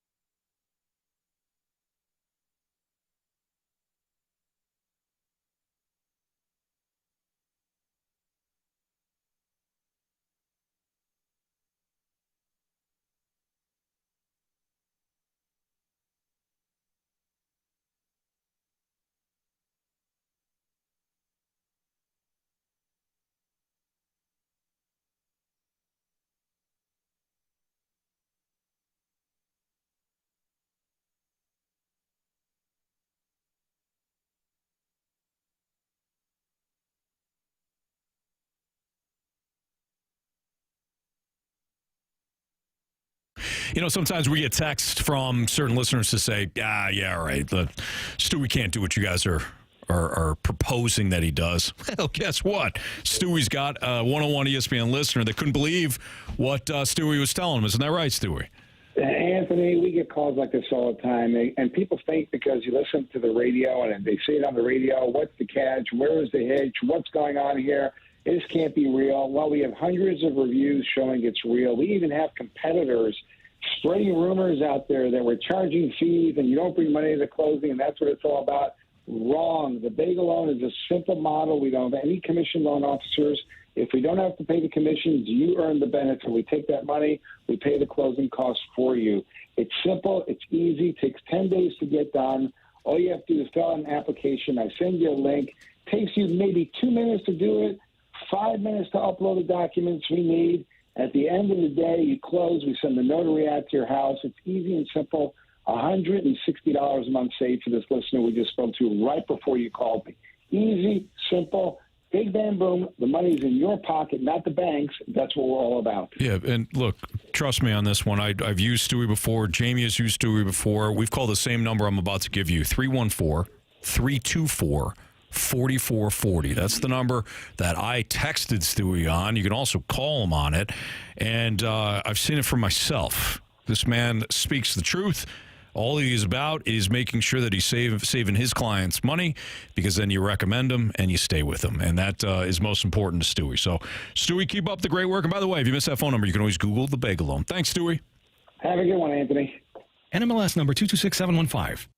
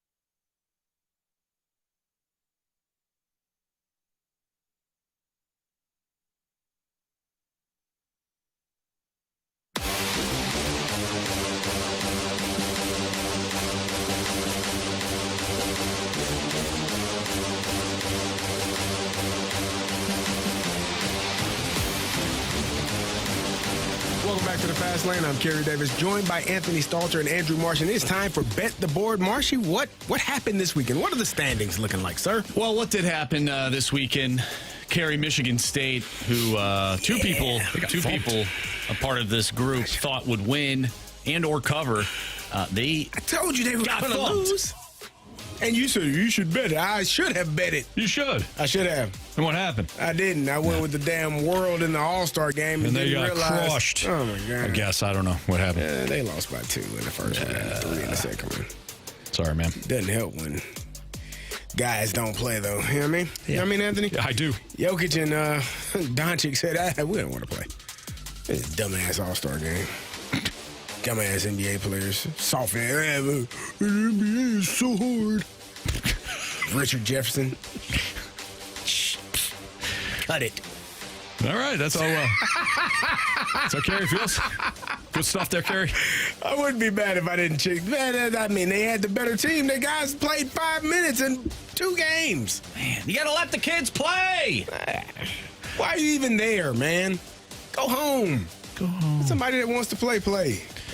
Anthony, can't get fooled again. Jeez. Marsh, how'd you do then? Were you the only one that won? No. Oh, we all lost. No, we all lost. I had the United States minus 4.5. They only won by 3. All right, well, good. It's a tough time, man. Today's a wash. Today's a rough one. Yep. All righty. So Jamie's up first, and Jamie sent his pick in real early. I think you wanted Houston tonight, right? Is that correct? They were plus 2.5, I think. Yeah, he says he wants Houston plus 2.5. Now, is that still the same? I'm going to check real quick here. Hold on. We're going to check this because knowing him, they're probably minus 7.5 now. They're plus 2.5. All right, there you go. So he's got the Houston Cougars, the number two team. 2? What in the heck is going on playing here? number 6, Iowa State. So he's got Houston plus 2.5. All right, Marsh, who's up next? So if my calculations are correct, Carey would be up next with 5 points. I have nothing for this weekend, today, excuse me. I'm looking at this, and we did make the clarification that you can choose a game that begins tomorrow morning, if I'm not mistaken. You did? Yeah, Marsh opened up that can of worms for you because you agreed. I just thought it was a good idea because I have nothing for today. Give me the Italy and Switzerland over in their game beginning at 5 a.m. tomorrow morning at 6.5. Over 6.5. Those Italians play hard, Anthony. It's not hard. Sometimes. They'll score. Well, you know what? They're trying. They are. You know, they're That's giving a lot it of all they goals, had. though. Feels like a lot of goals there. Yeah, sure.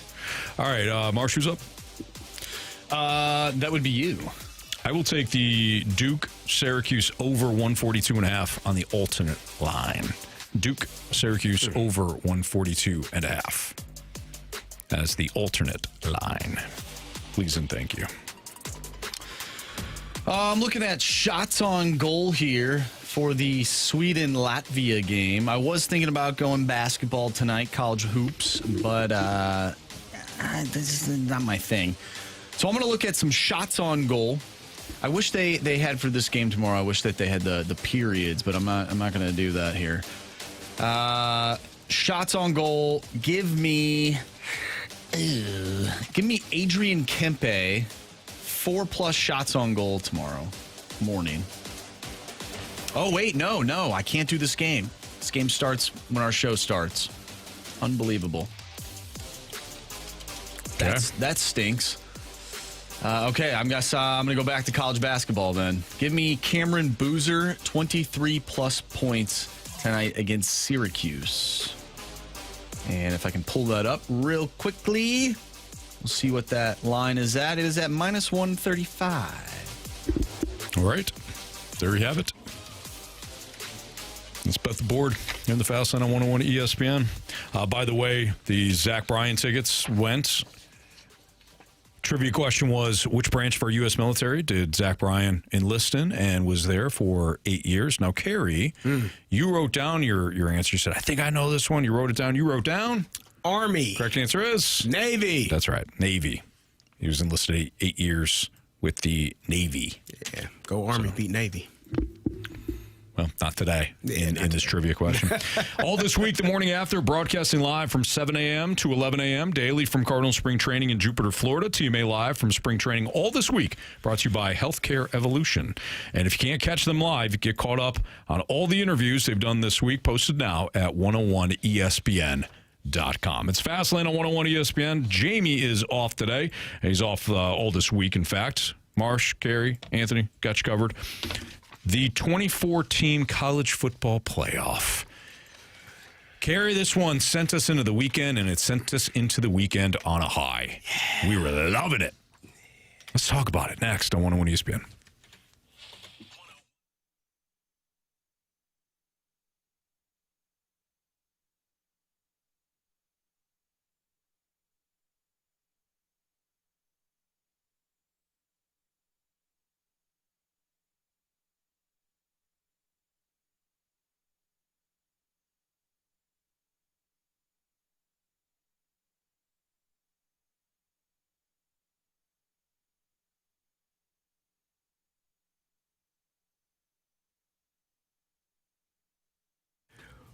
Want to know why betting the winter games on FanDuel makes sense?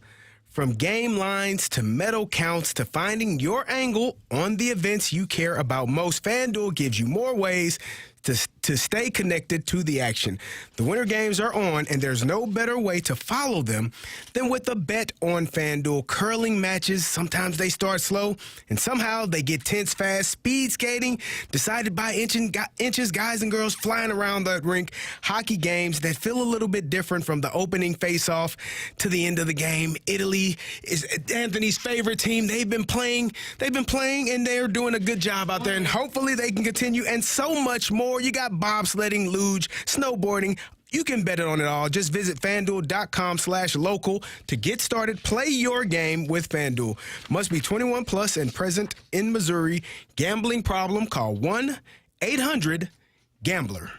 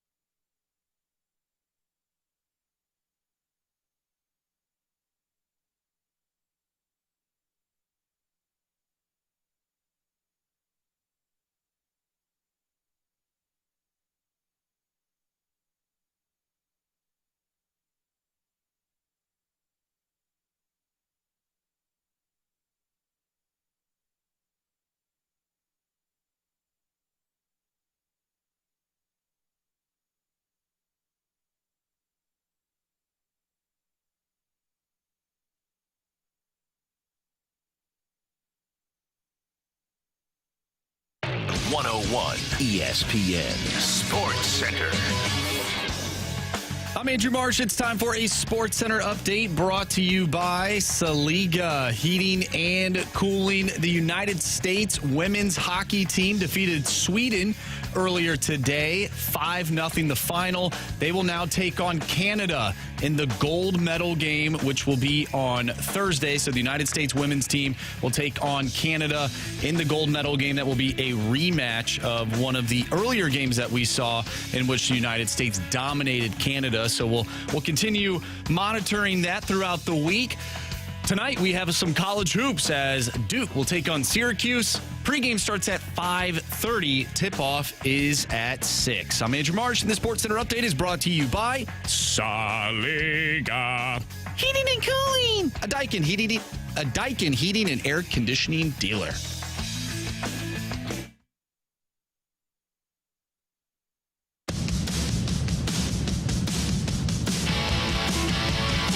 We saw this at the tail end of our show on Friday, and at least Carey and I were pumped up. Marsh, not so much. But the Big Ten has detailed the 2014 college football plan with no league title games. The Big Ten circulating an internal document that lays out what a 2014 college football playoff would look like, including the elimination of conference championship games, a 23-plus selection model, and an additional weekend of on-campus college football playoff home games. Who wants more football? We do. Everyone say aye. Aye. Who wants more college football playoff football? I'll say aye. Aye. Aye. Marsh, you didn't say anything. Marsh, you didn't say anything either time. I'm just working on some other stuff over here, Anthony. What's more important? Anthony, I wear many hats here. I know I'm wearing a backwards hat right now, but I wear many hats behind this. He's a college football playoff hater. You know? No, I'm not. Playoff expansion hater. What's more important than college football playoff talk right now?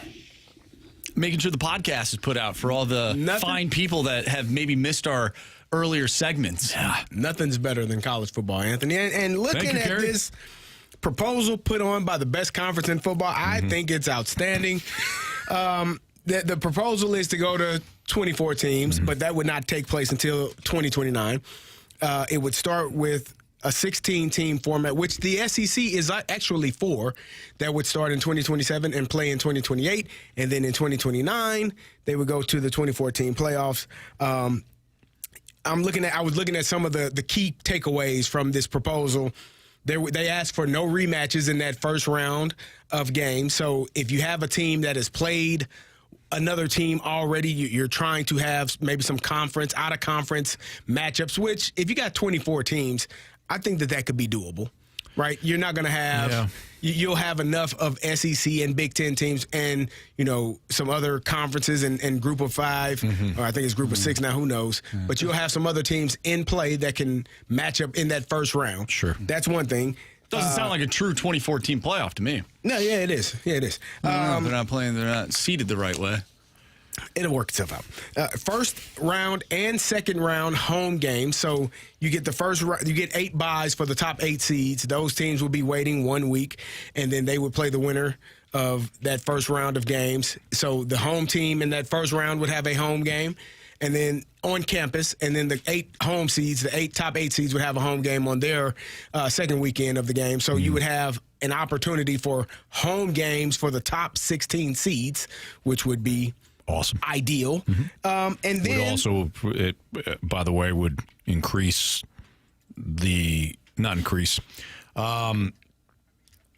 importance, I guess. Well, yeah, it increased the importance of the regular season. Because you can get a home game either in the first round or the second round, depending on if you're the top 16 seeds. So I think that was outstanding. It would cause for the elimination of title games, conference title games, which I have no issue with. I don't either. I think you could have your champion decided based on your regular season and how you face in your conference, how well you do in your conference. I think that's doable. They also mentioned that the first round of games would happen on the same weekend as the Army-Navy game, which we were just kind of joking about. It would start on that game, on that weekend, and you would work around that. So I think that, to me, looking at what the Big Ten has proposed, I think it's outstanding. I think it's great for college football. I think it's an opportunity to have more teams involved. I mentioned that FCS has had this format. There are other football conferences that have this ability to have a 24-team playoff. I don't see an issue with having the best teams play for a national championship. Miami was a team that nobody thought could be in there. They made it all the way to the conference, to the championship game. And Notre Dame, in my opinion, was a better team than some of the teams we had to watch in the college football playoffs. Certainly. Yet they were on the outside looking in. So you have this opportunity. I think what it also will call for at some point is you might have an elimination of out-of-conference games because your strength of schedule, winning your conference matters that much more. Maybe you don't have those 3 first preseason games, which I like to call them preseason games because it's usually teams that have no chance of coming to your campus and beating you. So maybe that eliminates some of those games, and you have a full conference of conference games, and that just ups the ante for how important that regular season is, so that you can get to the playoffs. I agree. Marshy hates it. I don't love the no rematch thing. I mean, if I'm with Marsh on that. In the first round. Even that, like if you're ranked a certain way, then you're going to face the team that you match up with. Period. But that's kind of a nitpick thing. Everything else, I'm good with. Well, I think Army Navy should still be on. They should play. They should have a standalone game. We're messing with tradition. Yeah, I don't love the fact that they had like a college football bowl game that same day. Tradition is already. We talked about it earlier. Cause you keep one tradition. What the NFL is doing is. Oh yeah, Carey brought up something earlier today that was kind of disturbing. Yeah, NFL's going to play on a Wednesday night. Unfortunately, it's in September and not in November. Yeah, because we know Wednesday nights stay for action. But no, I look. Everything that people have griped about when it comes to the college football playoff, I will counter with. It's more playoff football. It's more playoff football. You're watching playoff games. There's more parity now in college football than there ever has been. And you're watching some of these teams play in bowl games anyways. Right. So when I see a 24 team, just let everyone in at this point. Those other 12 teams that didn't make the college football playoffs this year still played in bowl games except for Notre Dame. They opted out. And a lot of and there were some other teams that opted. But for the most part, you're still getting bowl games. Now, you're getting a game that actually matters. Right. It counts for something. I don't want to watch some of these teams playing the bowl games that mean nothing. It's pointless. You got opt-outs happening. You got people saying, hell, I'm in the transfer portal. This game doesn't mean anything. Well, now you allow these guys, hopefully you move back the transfer portal window and you allow it to happen in January when the season concludes. Mm-hmm. But you keep people engaged with what's going on in terms of the finale of your season. Right. If there are 12 teams in, people are going to be glued in. Yeah. But from December, whenever that last conference game was, until whenever that 3-week period, I didn't give a damn about anything. No disrespect to some of those teams. Mm-hmm. But I didn't start caring about football till the last week of December, beginning of January, because that's when the college football playoffs are going to begin. Well, you cared about the regular season, but you're talking about after the regular season. Yeah. Other than Illinois, I didn't watch any bowl games that were not college football bowl games. Because those teams aren't good. That's not why. Those will still be the same teams that you're watching. The 12 teams that didn't make the college football playoffs still played in bowl games that people don't tune into. It's still the same teams. They're just in a meaningless bowl game that doesn't matter to anyone other than the people on those campuses and the families. But if you make the bowl games that they're already playing in a part of the 24 teams, now you're more engaged and more inclined, in my opinion, to watch those games. Hell, Mizzou might make it to the 25. Illinois probably will make it to the top 24 teams. Like, it's more engaging, in my opinion, because now you have more people, more opportunities to potentially win a championship. So, Marsh, what's your issue then with it? Because I can tell you don't love it. Well, I don't mind. I don't mind expanding it. I just don't know if I want to expand it to 24 teams. I think the most I would go is 16, just because that's sort of a traditional playoff format in other leagues. Mm-hmm. You know, obviously the NFL has 14 teams. You look at basketball and the NHL. Well, I guess basketball has more than 16 teams now with the play-in tournament. But like the NHL, 16 teams. Obviously baseball is a little bit lower as well.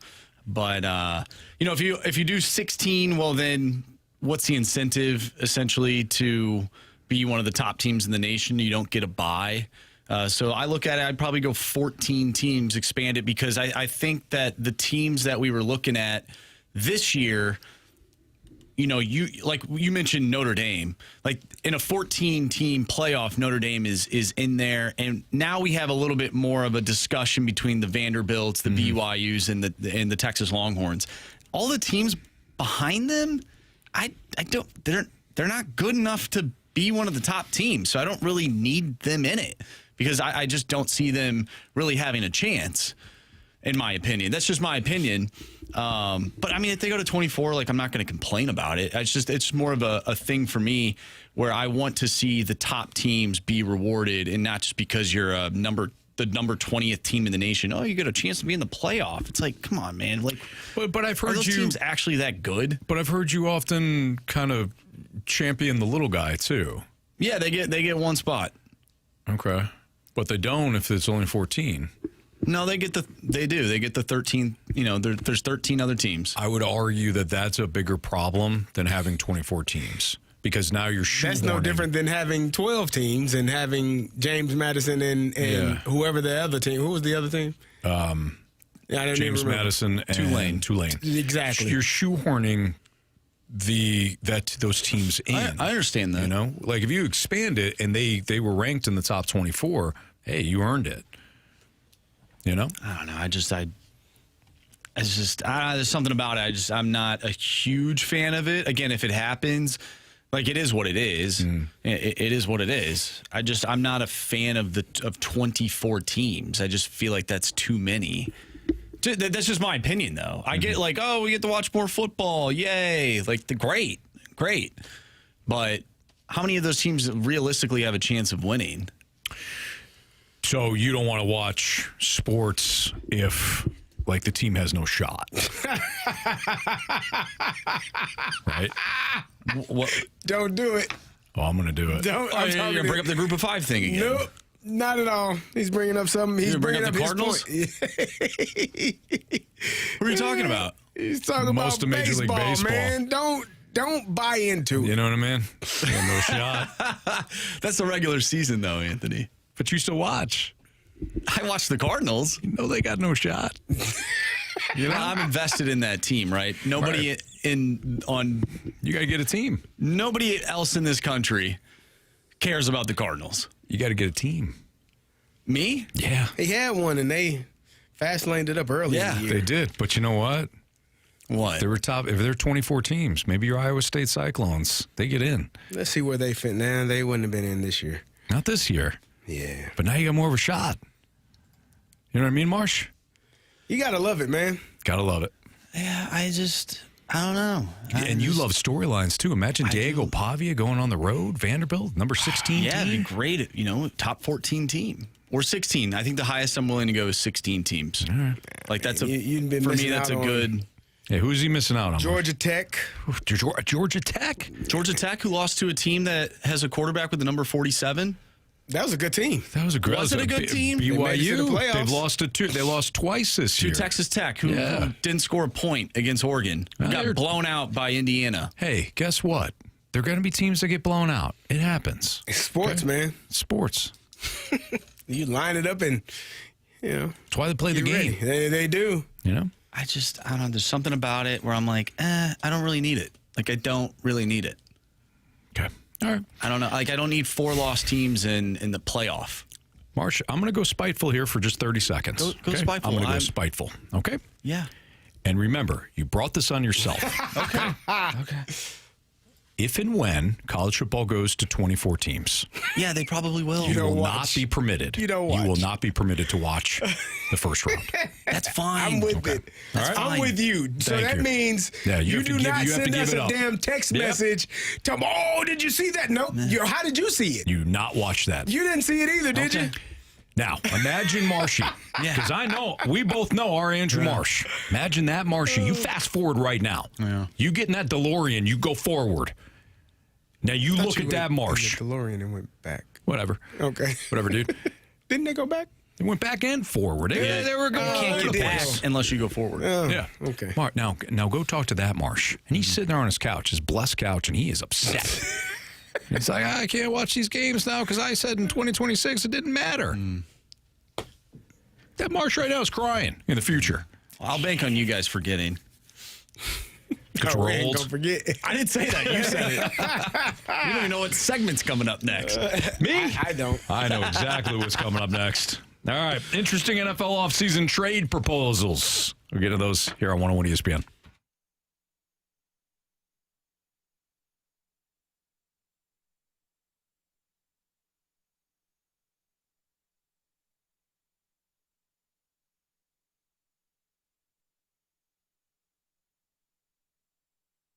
Some of the most inspiring Olympic stories are those of defeat and comeback. A lovable athlete that overcomes trials and tribulations, injury, unfair luck, whatever it may be. When they end up on top, it's even sweeter. You may have a room in your house that feels down and out, beyond saving. But that's for my friends at Mosby Building Arts. That's where they come in. If you're talking about a room that deserves its own comeback story, Mosby can help revive that space, battle the challenges, and bring your home back to a fit gold medal for the podium. You'll love working with Mosby Building Arts. I know I have. We're looking at replacing our front door. We're looking to upgrade the look and the feel, certainly the curb appeal, and we're going to go with Mosby Building Arts because there's no project that's too big or too small. Now, if we're talking about little small stuff like certain small fixes, you can certainly handle those yourself. But when it comes to actually working with the professionals to maximize the space that you have in your home or upgrade it, or maybe you don't know what to do with it, but you know that you're tired of looking at that space because you know you're not maximizing it. That's when Mosby Building Arts comes in. And if you go to callmosby.com, you can schedule a free brainstorming session with one of their experts, and they can show you what they do. And Mosby Building Arts, the right remodeling company. So whether it is fixing up that family room or maybe a new basement, or maybe you want to upgrade the look and the feel of your home, your front house, just like we're doing with the new door, go with Mosby. Call Mosby.com so you can find them online. Mosby Building Arts, the right remodeling company.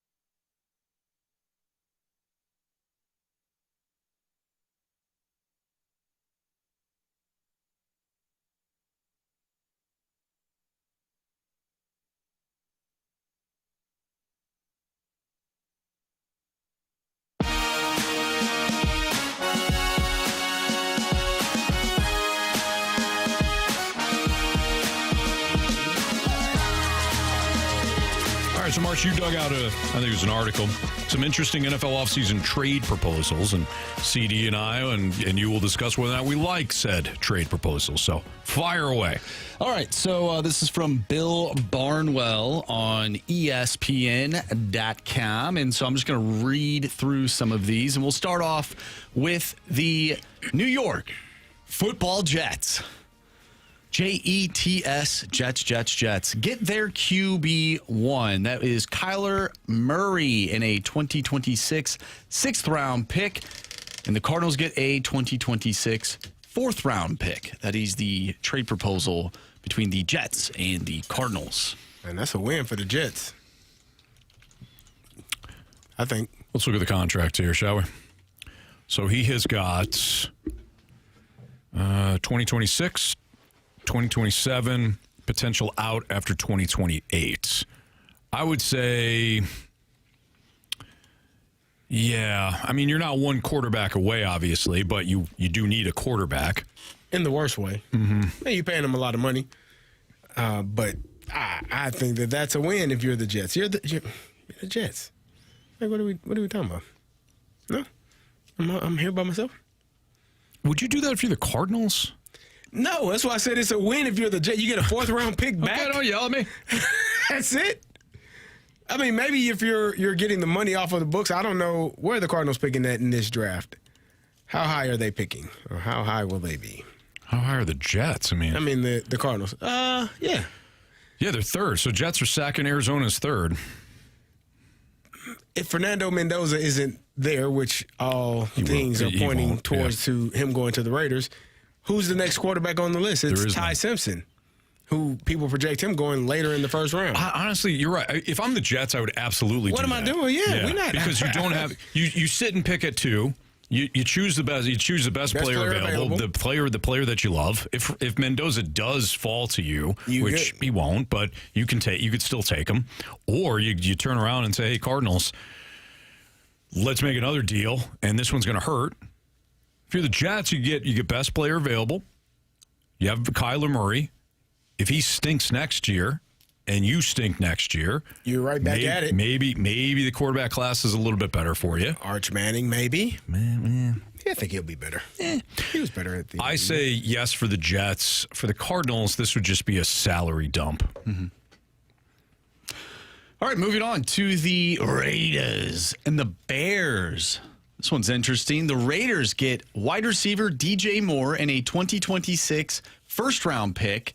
The Bears get Max Crosby and a 2027 5th-round pick. I'm not trading Max. I don't want a receiver that bad. I think I can find a receiver in the draft quicker than I can find a game-changing edge rusher that eliminates quarterbacks. Mm-hmm. I believe that. I think skill positions are, hate to say this, it's almost a dime a dozen. Like you can hit better, in my opinion, on a skill position than you can on a Max Crosby, a Myles Garrett, a TJ Watt, a Micah Parsons. Like I just gave you 4 guys, but I can probably give you 10 to 15 receivers that are elite to game changer type receivers. Mm-hmm. So for me and I'm not trading Max Crosby. Yeah, you get a 1st-round pick and a really good receiver. But that's not that. I mean, no, thank you. If I'm the Bears, hell yeah. I got plenty of receivers that I feel I'm not worried confident about that. In that I can replace DJ Moore. The thing that would hurt you is the 1st-round pick. But you have to look at it this way: if you're the Bears, your 1st-round pick is Max Crosby. Correct, and your 1st-round pick, like you're pretty much set at a lot of your skill positions. Yeah. Offensive line, you're set. Like you're good for a number of years offensively. I don't know what you would be getting back you're not going to get a player back better than Max Crosby if you use that 1st-round pick. So for the Bears, it makes the most sense. If I'm the Raiders, it doesn't make enough sense for me.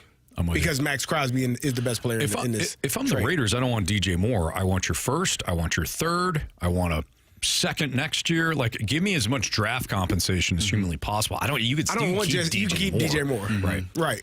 And no knock on DJ Moore, but you might give me 2 firsts and we could talk. 2 firsts and a 3rd. Yeah. Let's have a conversation. I don't want. And again, DJ Moore is a fine football player. I'm not trading Max Crosby for DJ Moore. You're the Raiders. You got no thank you. This one's interesting. Broncos get wide receiver A.J. Brown in a 2026 fifth-round pick. Eagles get Riley Moss, a 2026 second-round pick, and a 2027 fifth-round pick. No.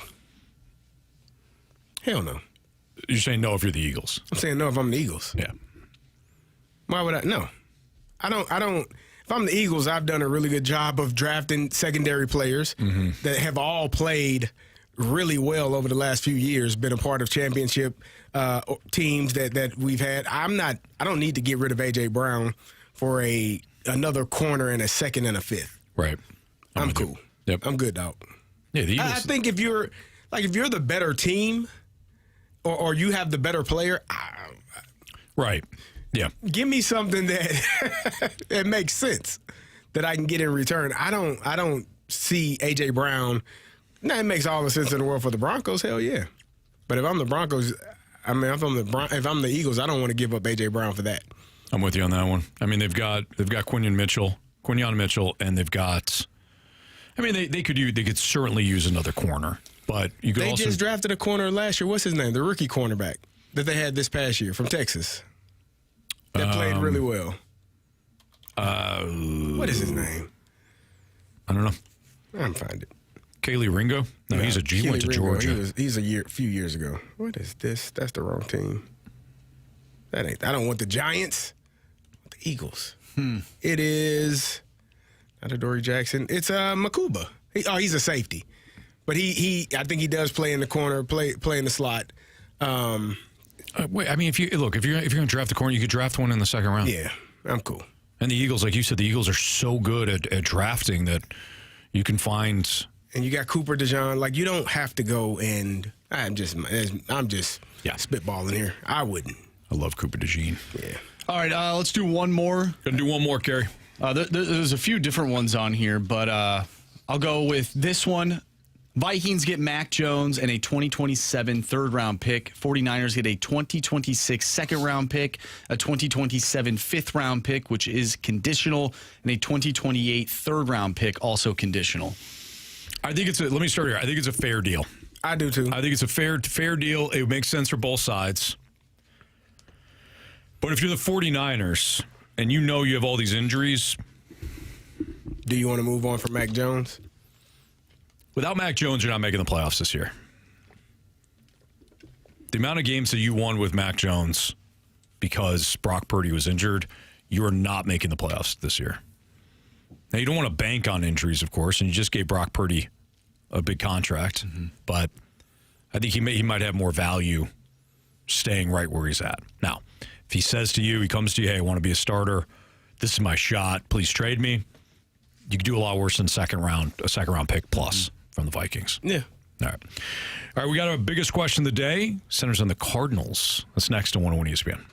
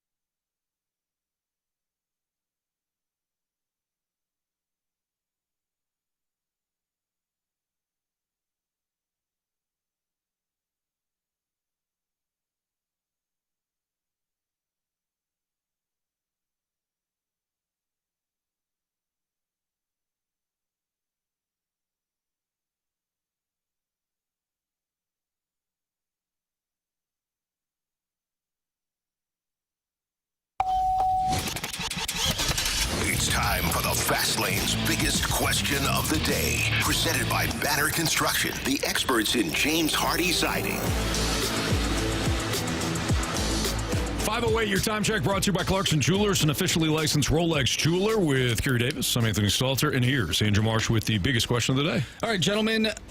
Once our show ended on Friday, I was just scrolling on my phone, and I saw that Miles Michaelis joined Foul Territory, and they asked him about what the Cardinals are doing right now. Before we get to the question, I want everybody to hear what Miles Michaelis had to say on our St. Louis Cardinals. I mean, the Cardinals, I know they were kind of in between the teardown and the rebuild, but sometimes you have to wipe the board clean before you can, you have to grab a new sheet of paper before you can, paint that next masterpiece. And, they got a new front office and they're going forward with that. And I'm sure, that's a really good, smart group of guys there.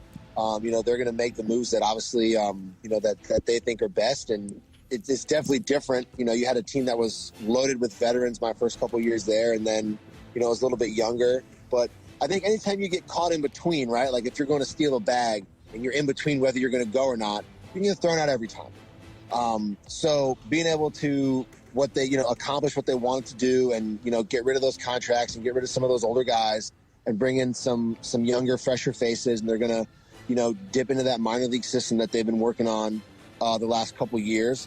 You got to develop those guys. So the one thing that stood out to me was when Miles Michaelis basically used the caught stealing metaphor as a way to describe what the Cardinals are basically going through right now, or what they were going through.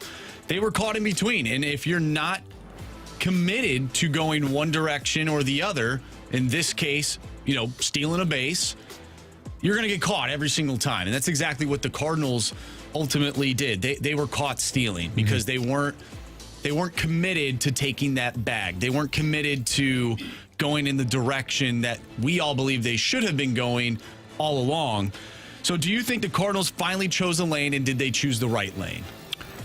Yes and yes. Yeah, go ahead. Yeah, I think they did finally choose a direction. I think they had a direction. It just didn't work.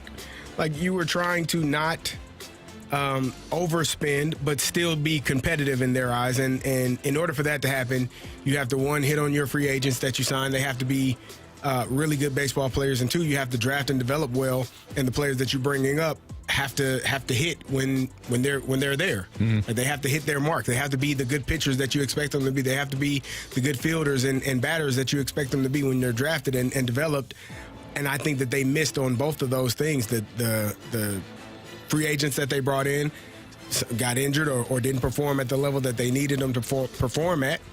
And the young guys that they had didn't perform well either. So you were missing on both fronts. And that was the direction that they were going. And they said, you know what, let's scratch that. Let's go back to the drawing board, kind of what Miles is saying, and figure out what's the best plan. And now we're going to draft. We're going to actually develop. We're going to build facilities that help develop these players so that they're better, ready, and more prepared when they get here. And we're not going to go spend a lot of money in free agency, but we're going to go at this in the direction of our younger guys are going to be more than ready when they get here to this level, and hopefully they perform well. And if they don't, we'll rinse and repeat. We got a plethora of younger players where we can keep pulling those players through the system, and eventually we'll get a group of guys that do hit, that we do hit on. So I like the direction that they're in, that they're going now. I think it's, well overdue, and I think it's going to be a good thing for the Cardinals. Couldn't agree more. I think Miles Michaelis nailed it. I think he's absolutely right. I thought it was a measured, professional take. He understands that they were heading in a different direction and needed to. When he first got here, it was a completely different feel when Miles Michaelis was first signed by Mo, coming from overseas. And yes, I do think that they're, like CD noted, they chose the right lane. This goes to, a lot of people, not a lot. There's some people that are like, I don't understand why they're trading away all their best players. I don't understand this. What's going on? This isn't the Cardinals I know and love. Fair. But if they didn't do this, you'd just be watching a loser again this season. And all they'd be doing is putting off the inevitable, which is you need to completely revamp this organization. That has been underway now for over a year. Eventually, the Cardinals will get back to sustainability. But it's not going to happen overnight, and it absolutely needed to happen. So, I agree with him. I think it's a good analogy, too. You're caught in between. Do I need to go back to first? Do I go to second? Cardinals kept going back to first. It was safe. It was cautious. But they're stuck there. They're stuck there for years. So they have to reset. I think the Cardinals got caught stealing. Oh, really? Yeah, a little out of the pockets of the fan base? Well, maybe they got picked off at first. Maybe That's more embarrassing. Picked off at first base. Yes. That's what happened. They thought they could stay there, be safe, don't have to move. They got picked off at first. They thought about, maybe I'll lean this way. Right. Maybe take an extra step. But I'm not actually going. Then they got picked off. Yep. I agree, Marsh. Man. Wholeheartedly. And again, I agree with what Miles said. I think that's a very mature answer. Sounds like you want him back. I do. Yeah, I do. It's too bad, though. He's a national. Oh, damn. Okay. Moving on. It's Fastlane on 101 ESPN. This Fast Lane. What we learned, 3 stars of the day next on 101 ESPN.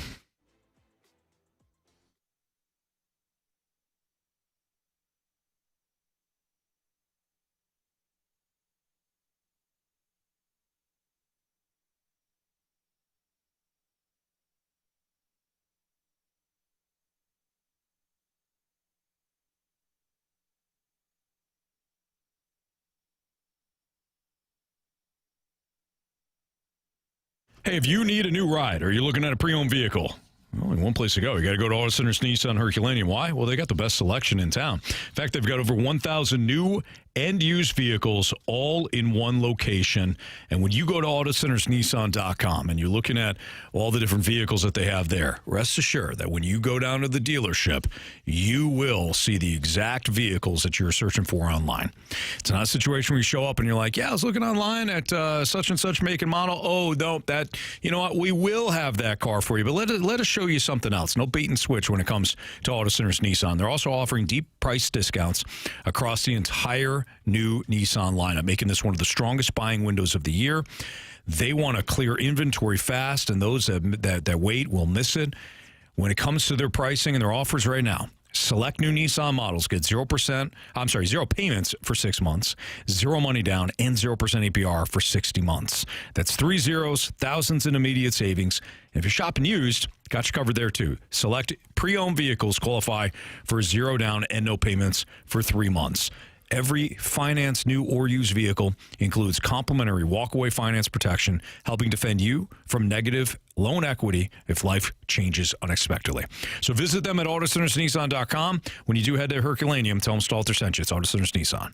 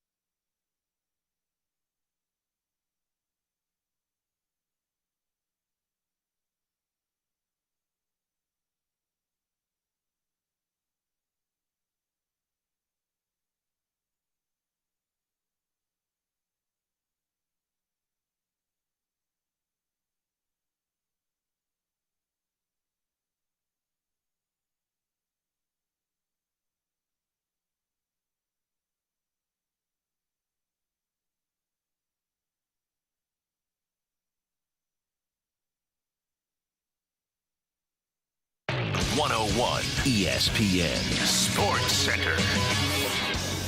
I'm Andrew Marsh. It's time for a Sports Center update brought to you by Saliga Heating and Cooling. We are off early today because we have Duke and Syracuse going up against each other in some men's college basketball. Pregame for that one starts at 5:30. Tip-off will be at 6. If you missed anything from today's show, make sure you go to 101ESPN.com or check out the free Dobbs Tire and Auto Center's 101 ESPN mobile app. Just head to the podcast page, and you will find all of our shows there. And it's all brought to you by the Schaefer Door Company. We will wrap up the show next with what we learned and 3 stars of the day. I'm Andrew Marsh, and the Sports Center update is brought to you by Saliga Heating and Cooling, a Daikin heating and air conditioning dealer.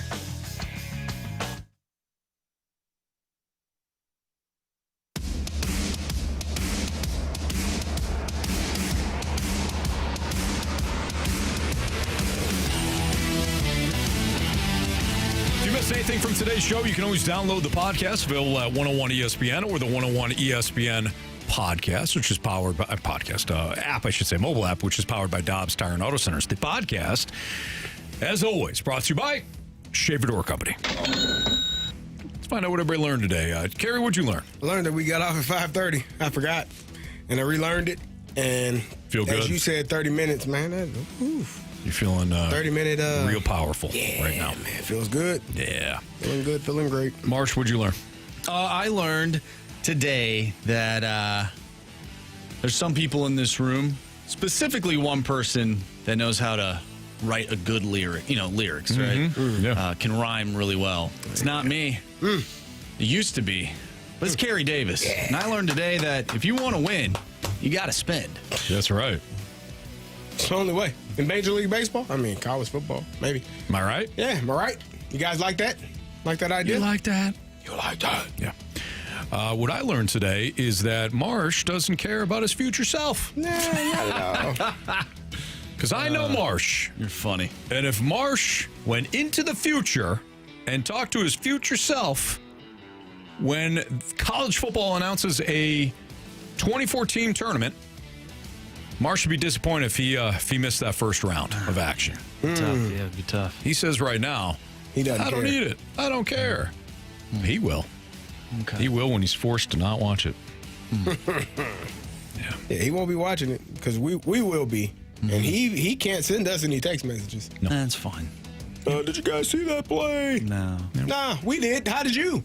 Yeah, right. How the hell did you see it? Because you shouldn't be watching right now. You're banned. You chose this week. life. This is what you said you wanted. Yeah. I'll find something else to watch. There you go. Won't be as else good. on.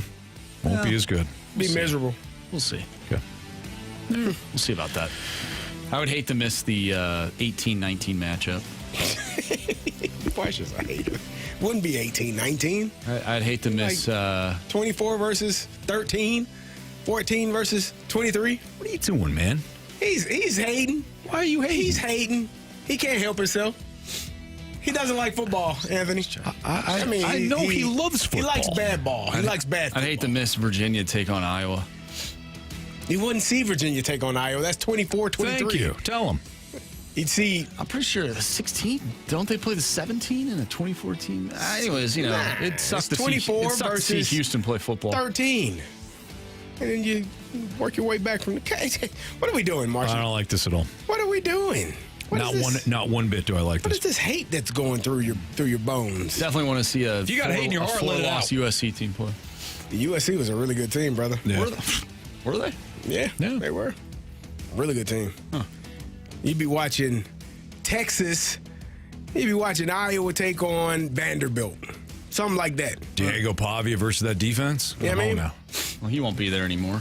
Well, who knows? The next version. The next version. Yeah, man. What are you doing, man? BYU finished the year ranked 11. Their quarterback wore 47. Yes, he did. Why are you hating on that man's number? And you could have hated him. Come on, man. Are you serious? Hey, if you want to hate one BYU player, he ain't it. He ain't the one. Who is it? I would Google one of their wide receivers. Who is no longer at BYU. Nor should he be. Gotcha. Yeah. All right, Marsh. 3 stars? Yes, sir. It's time for the Fast Lane's 3 Stars of the Day, presented by Circus Sports. No bet fees ever with the world's largest sports book, now at your fingertips in Illinois and Missouri. A little bit different 3 stars of the day. Oh, yeah, switching things up on us? Switching things up a little bit. There's sort of a theme here to some degree. But we're going to start off with our 3rd star being relying on AI too much.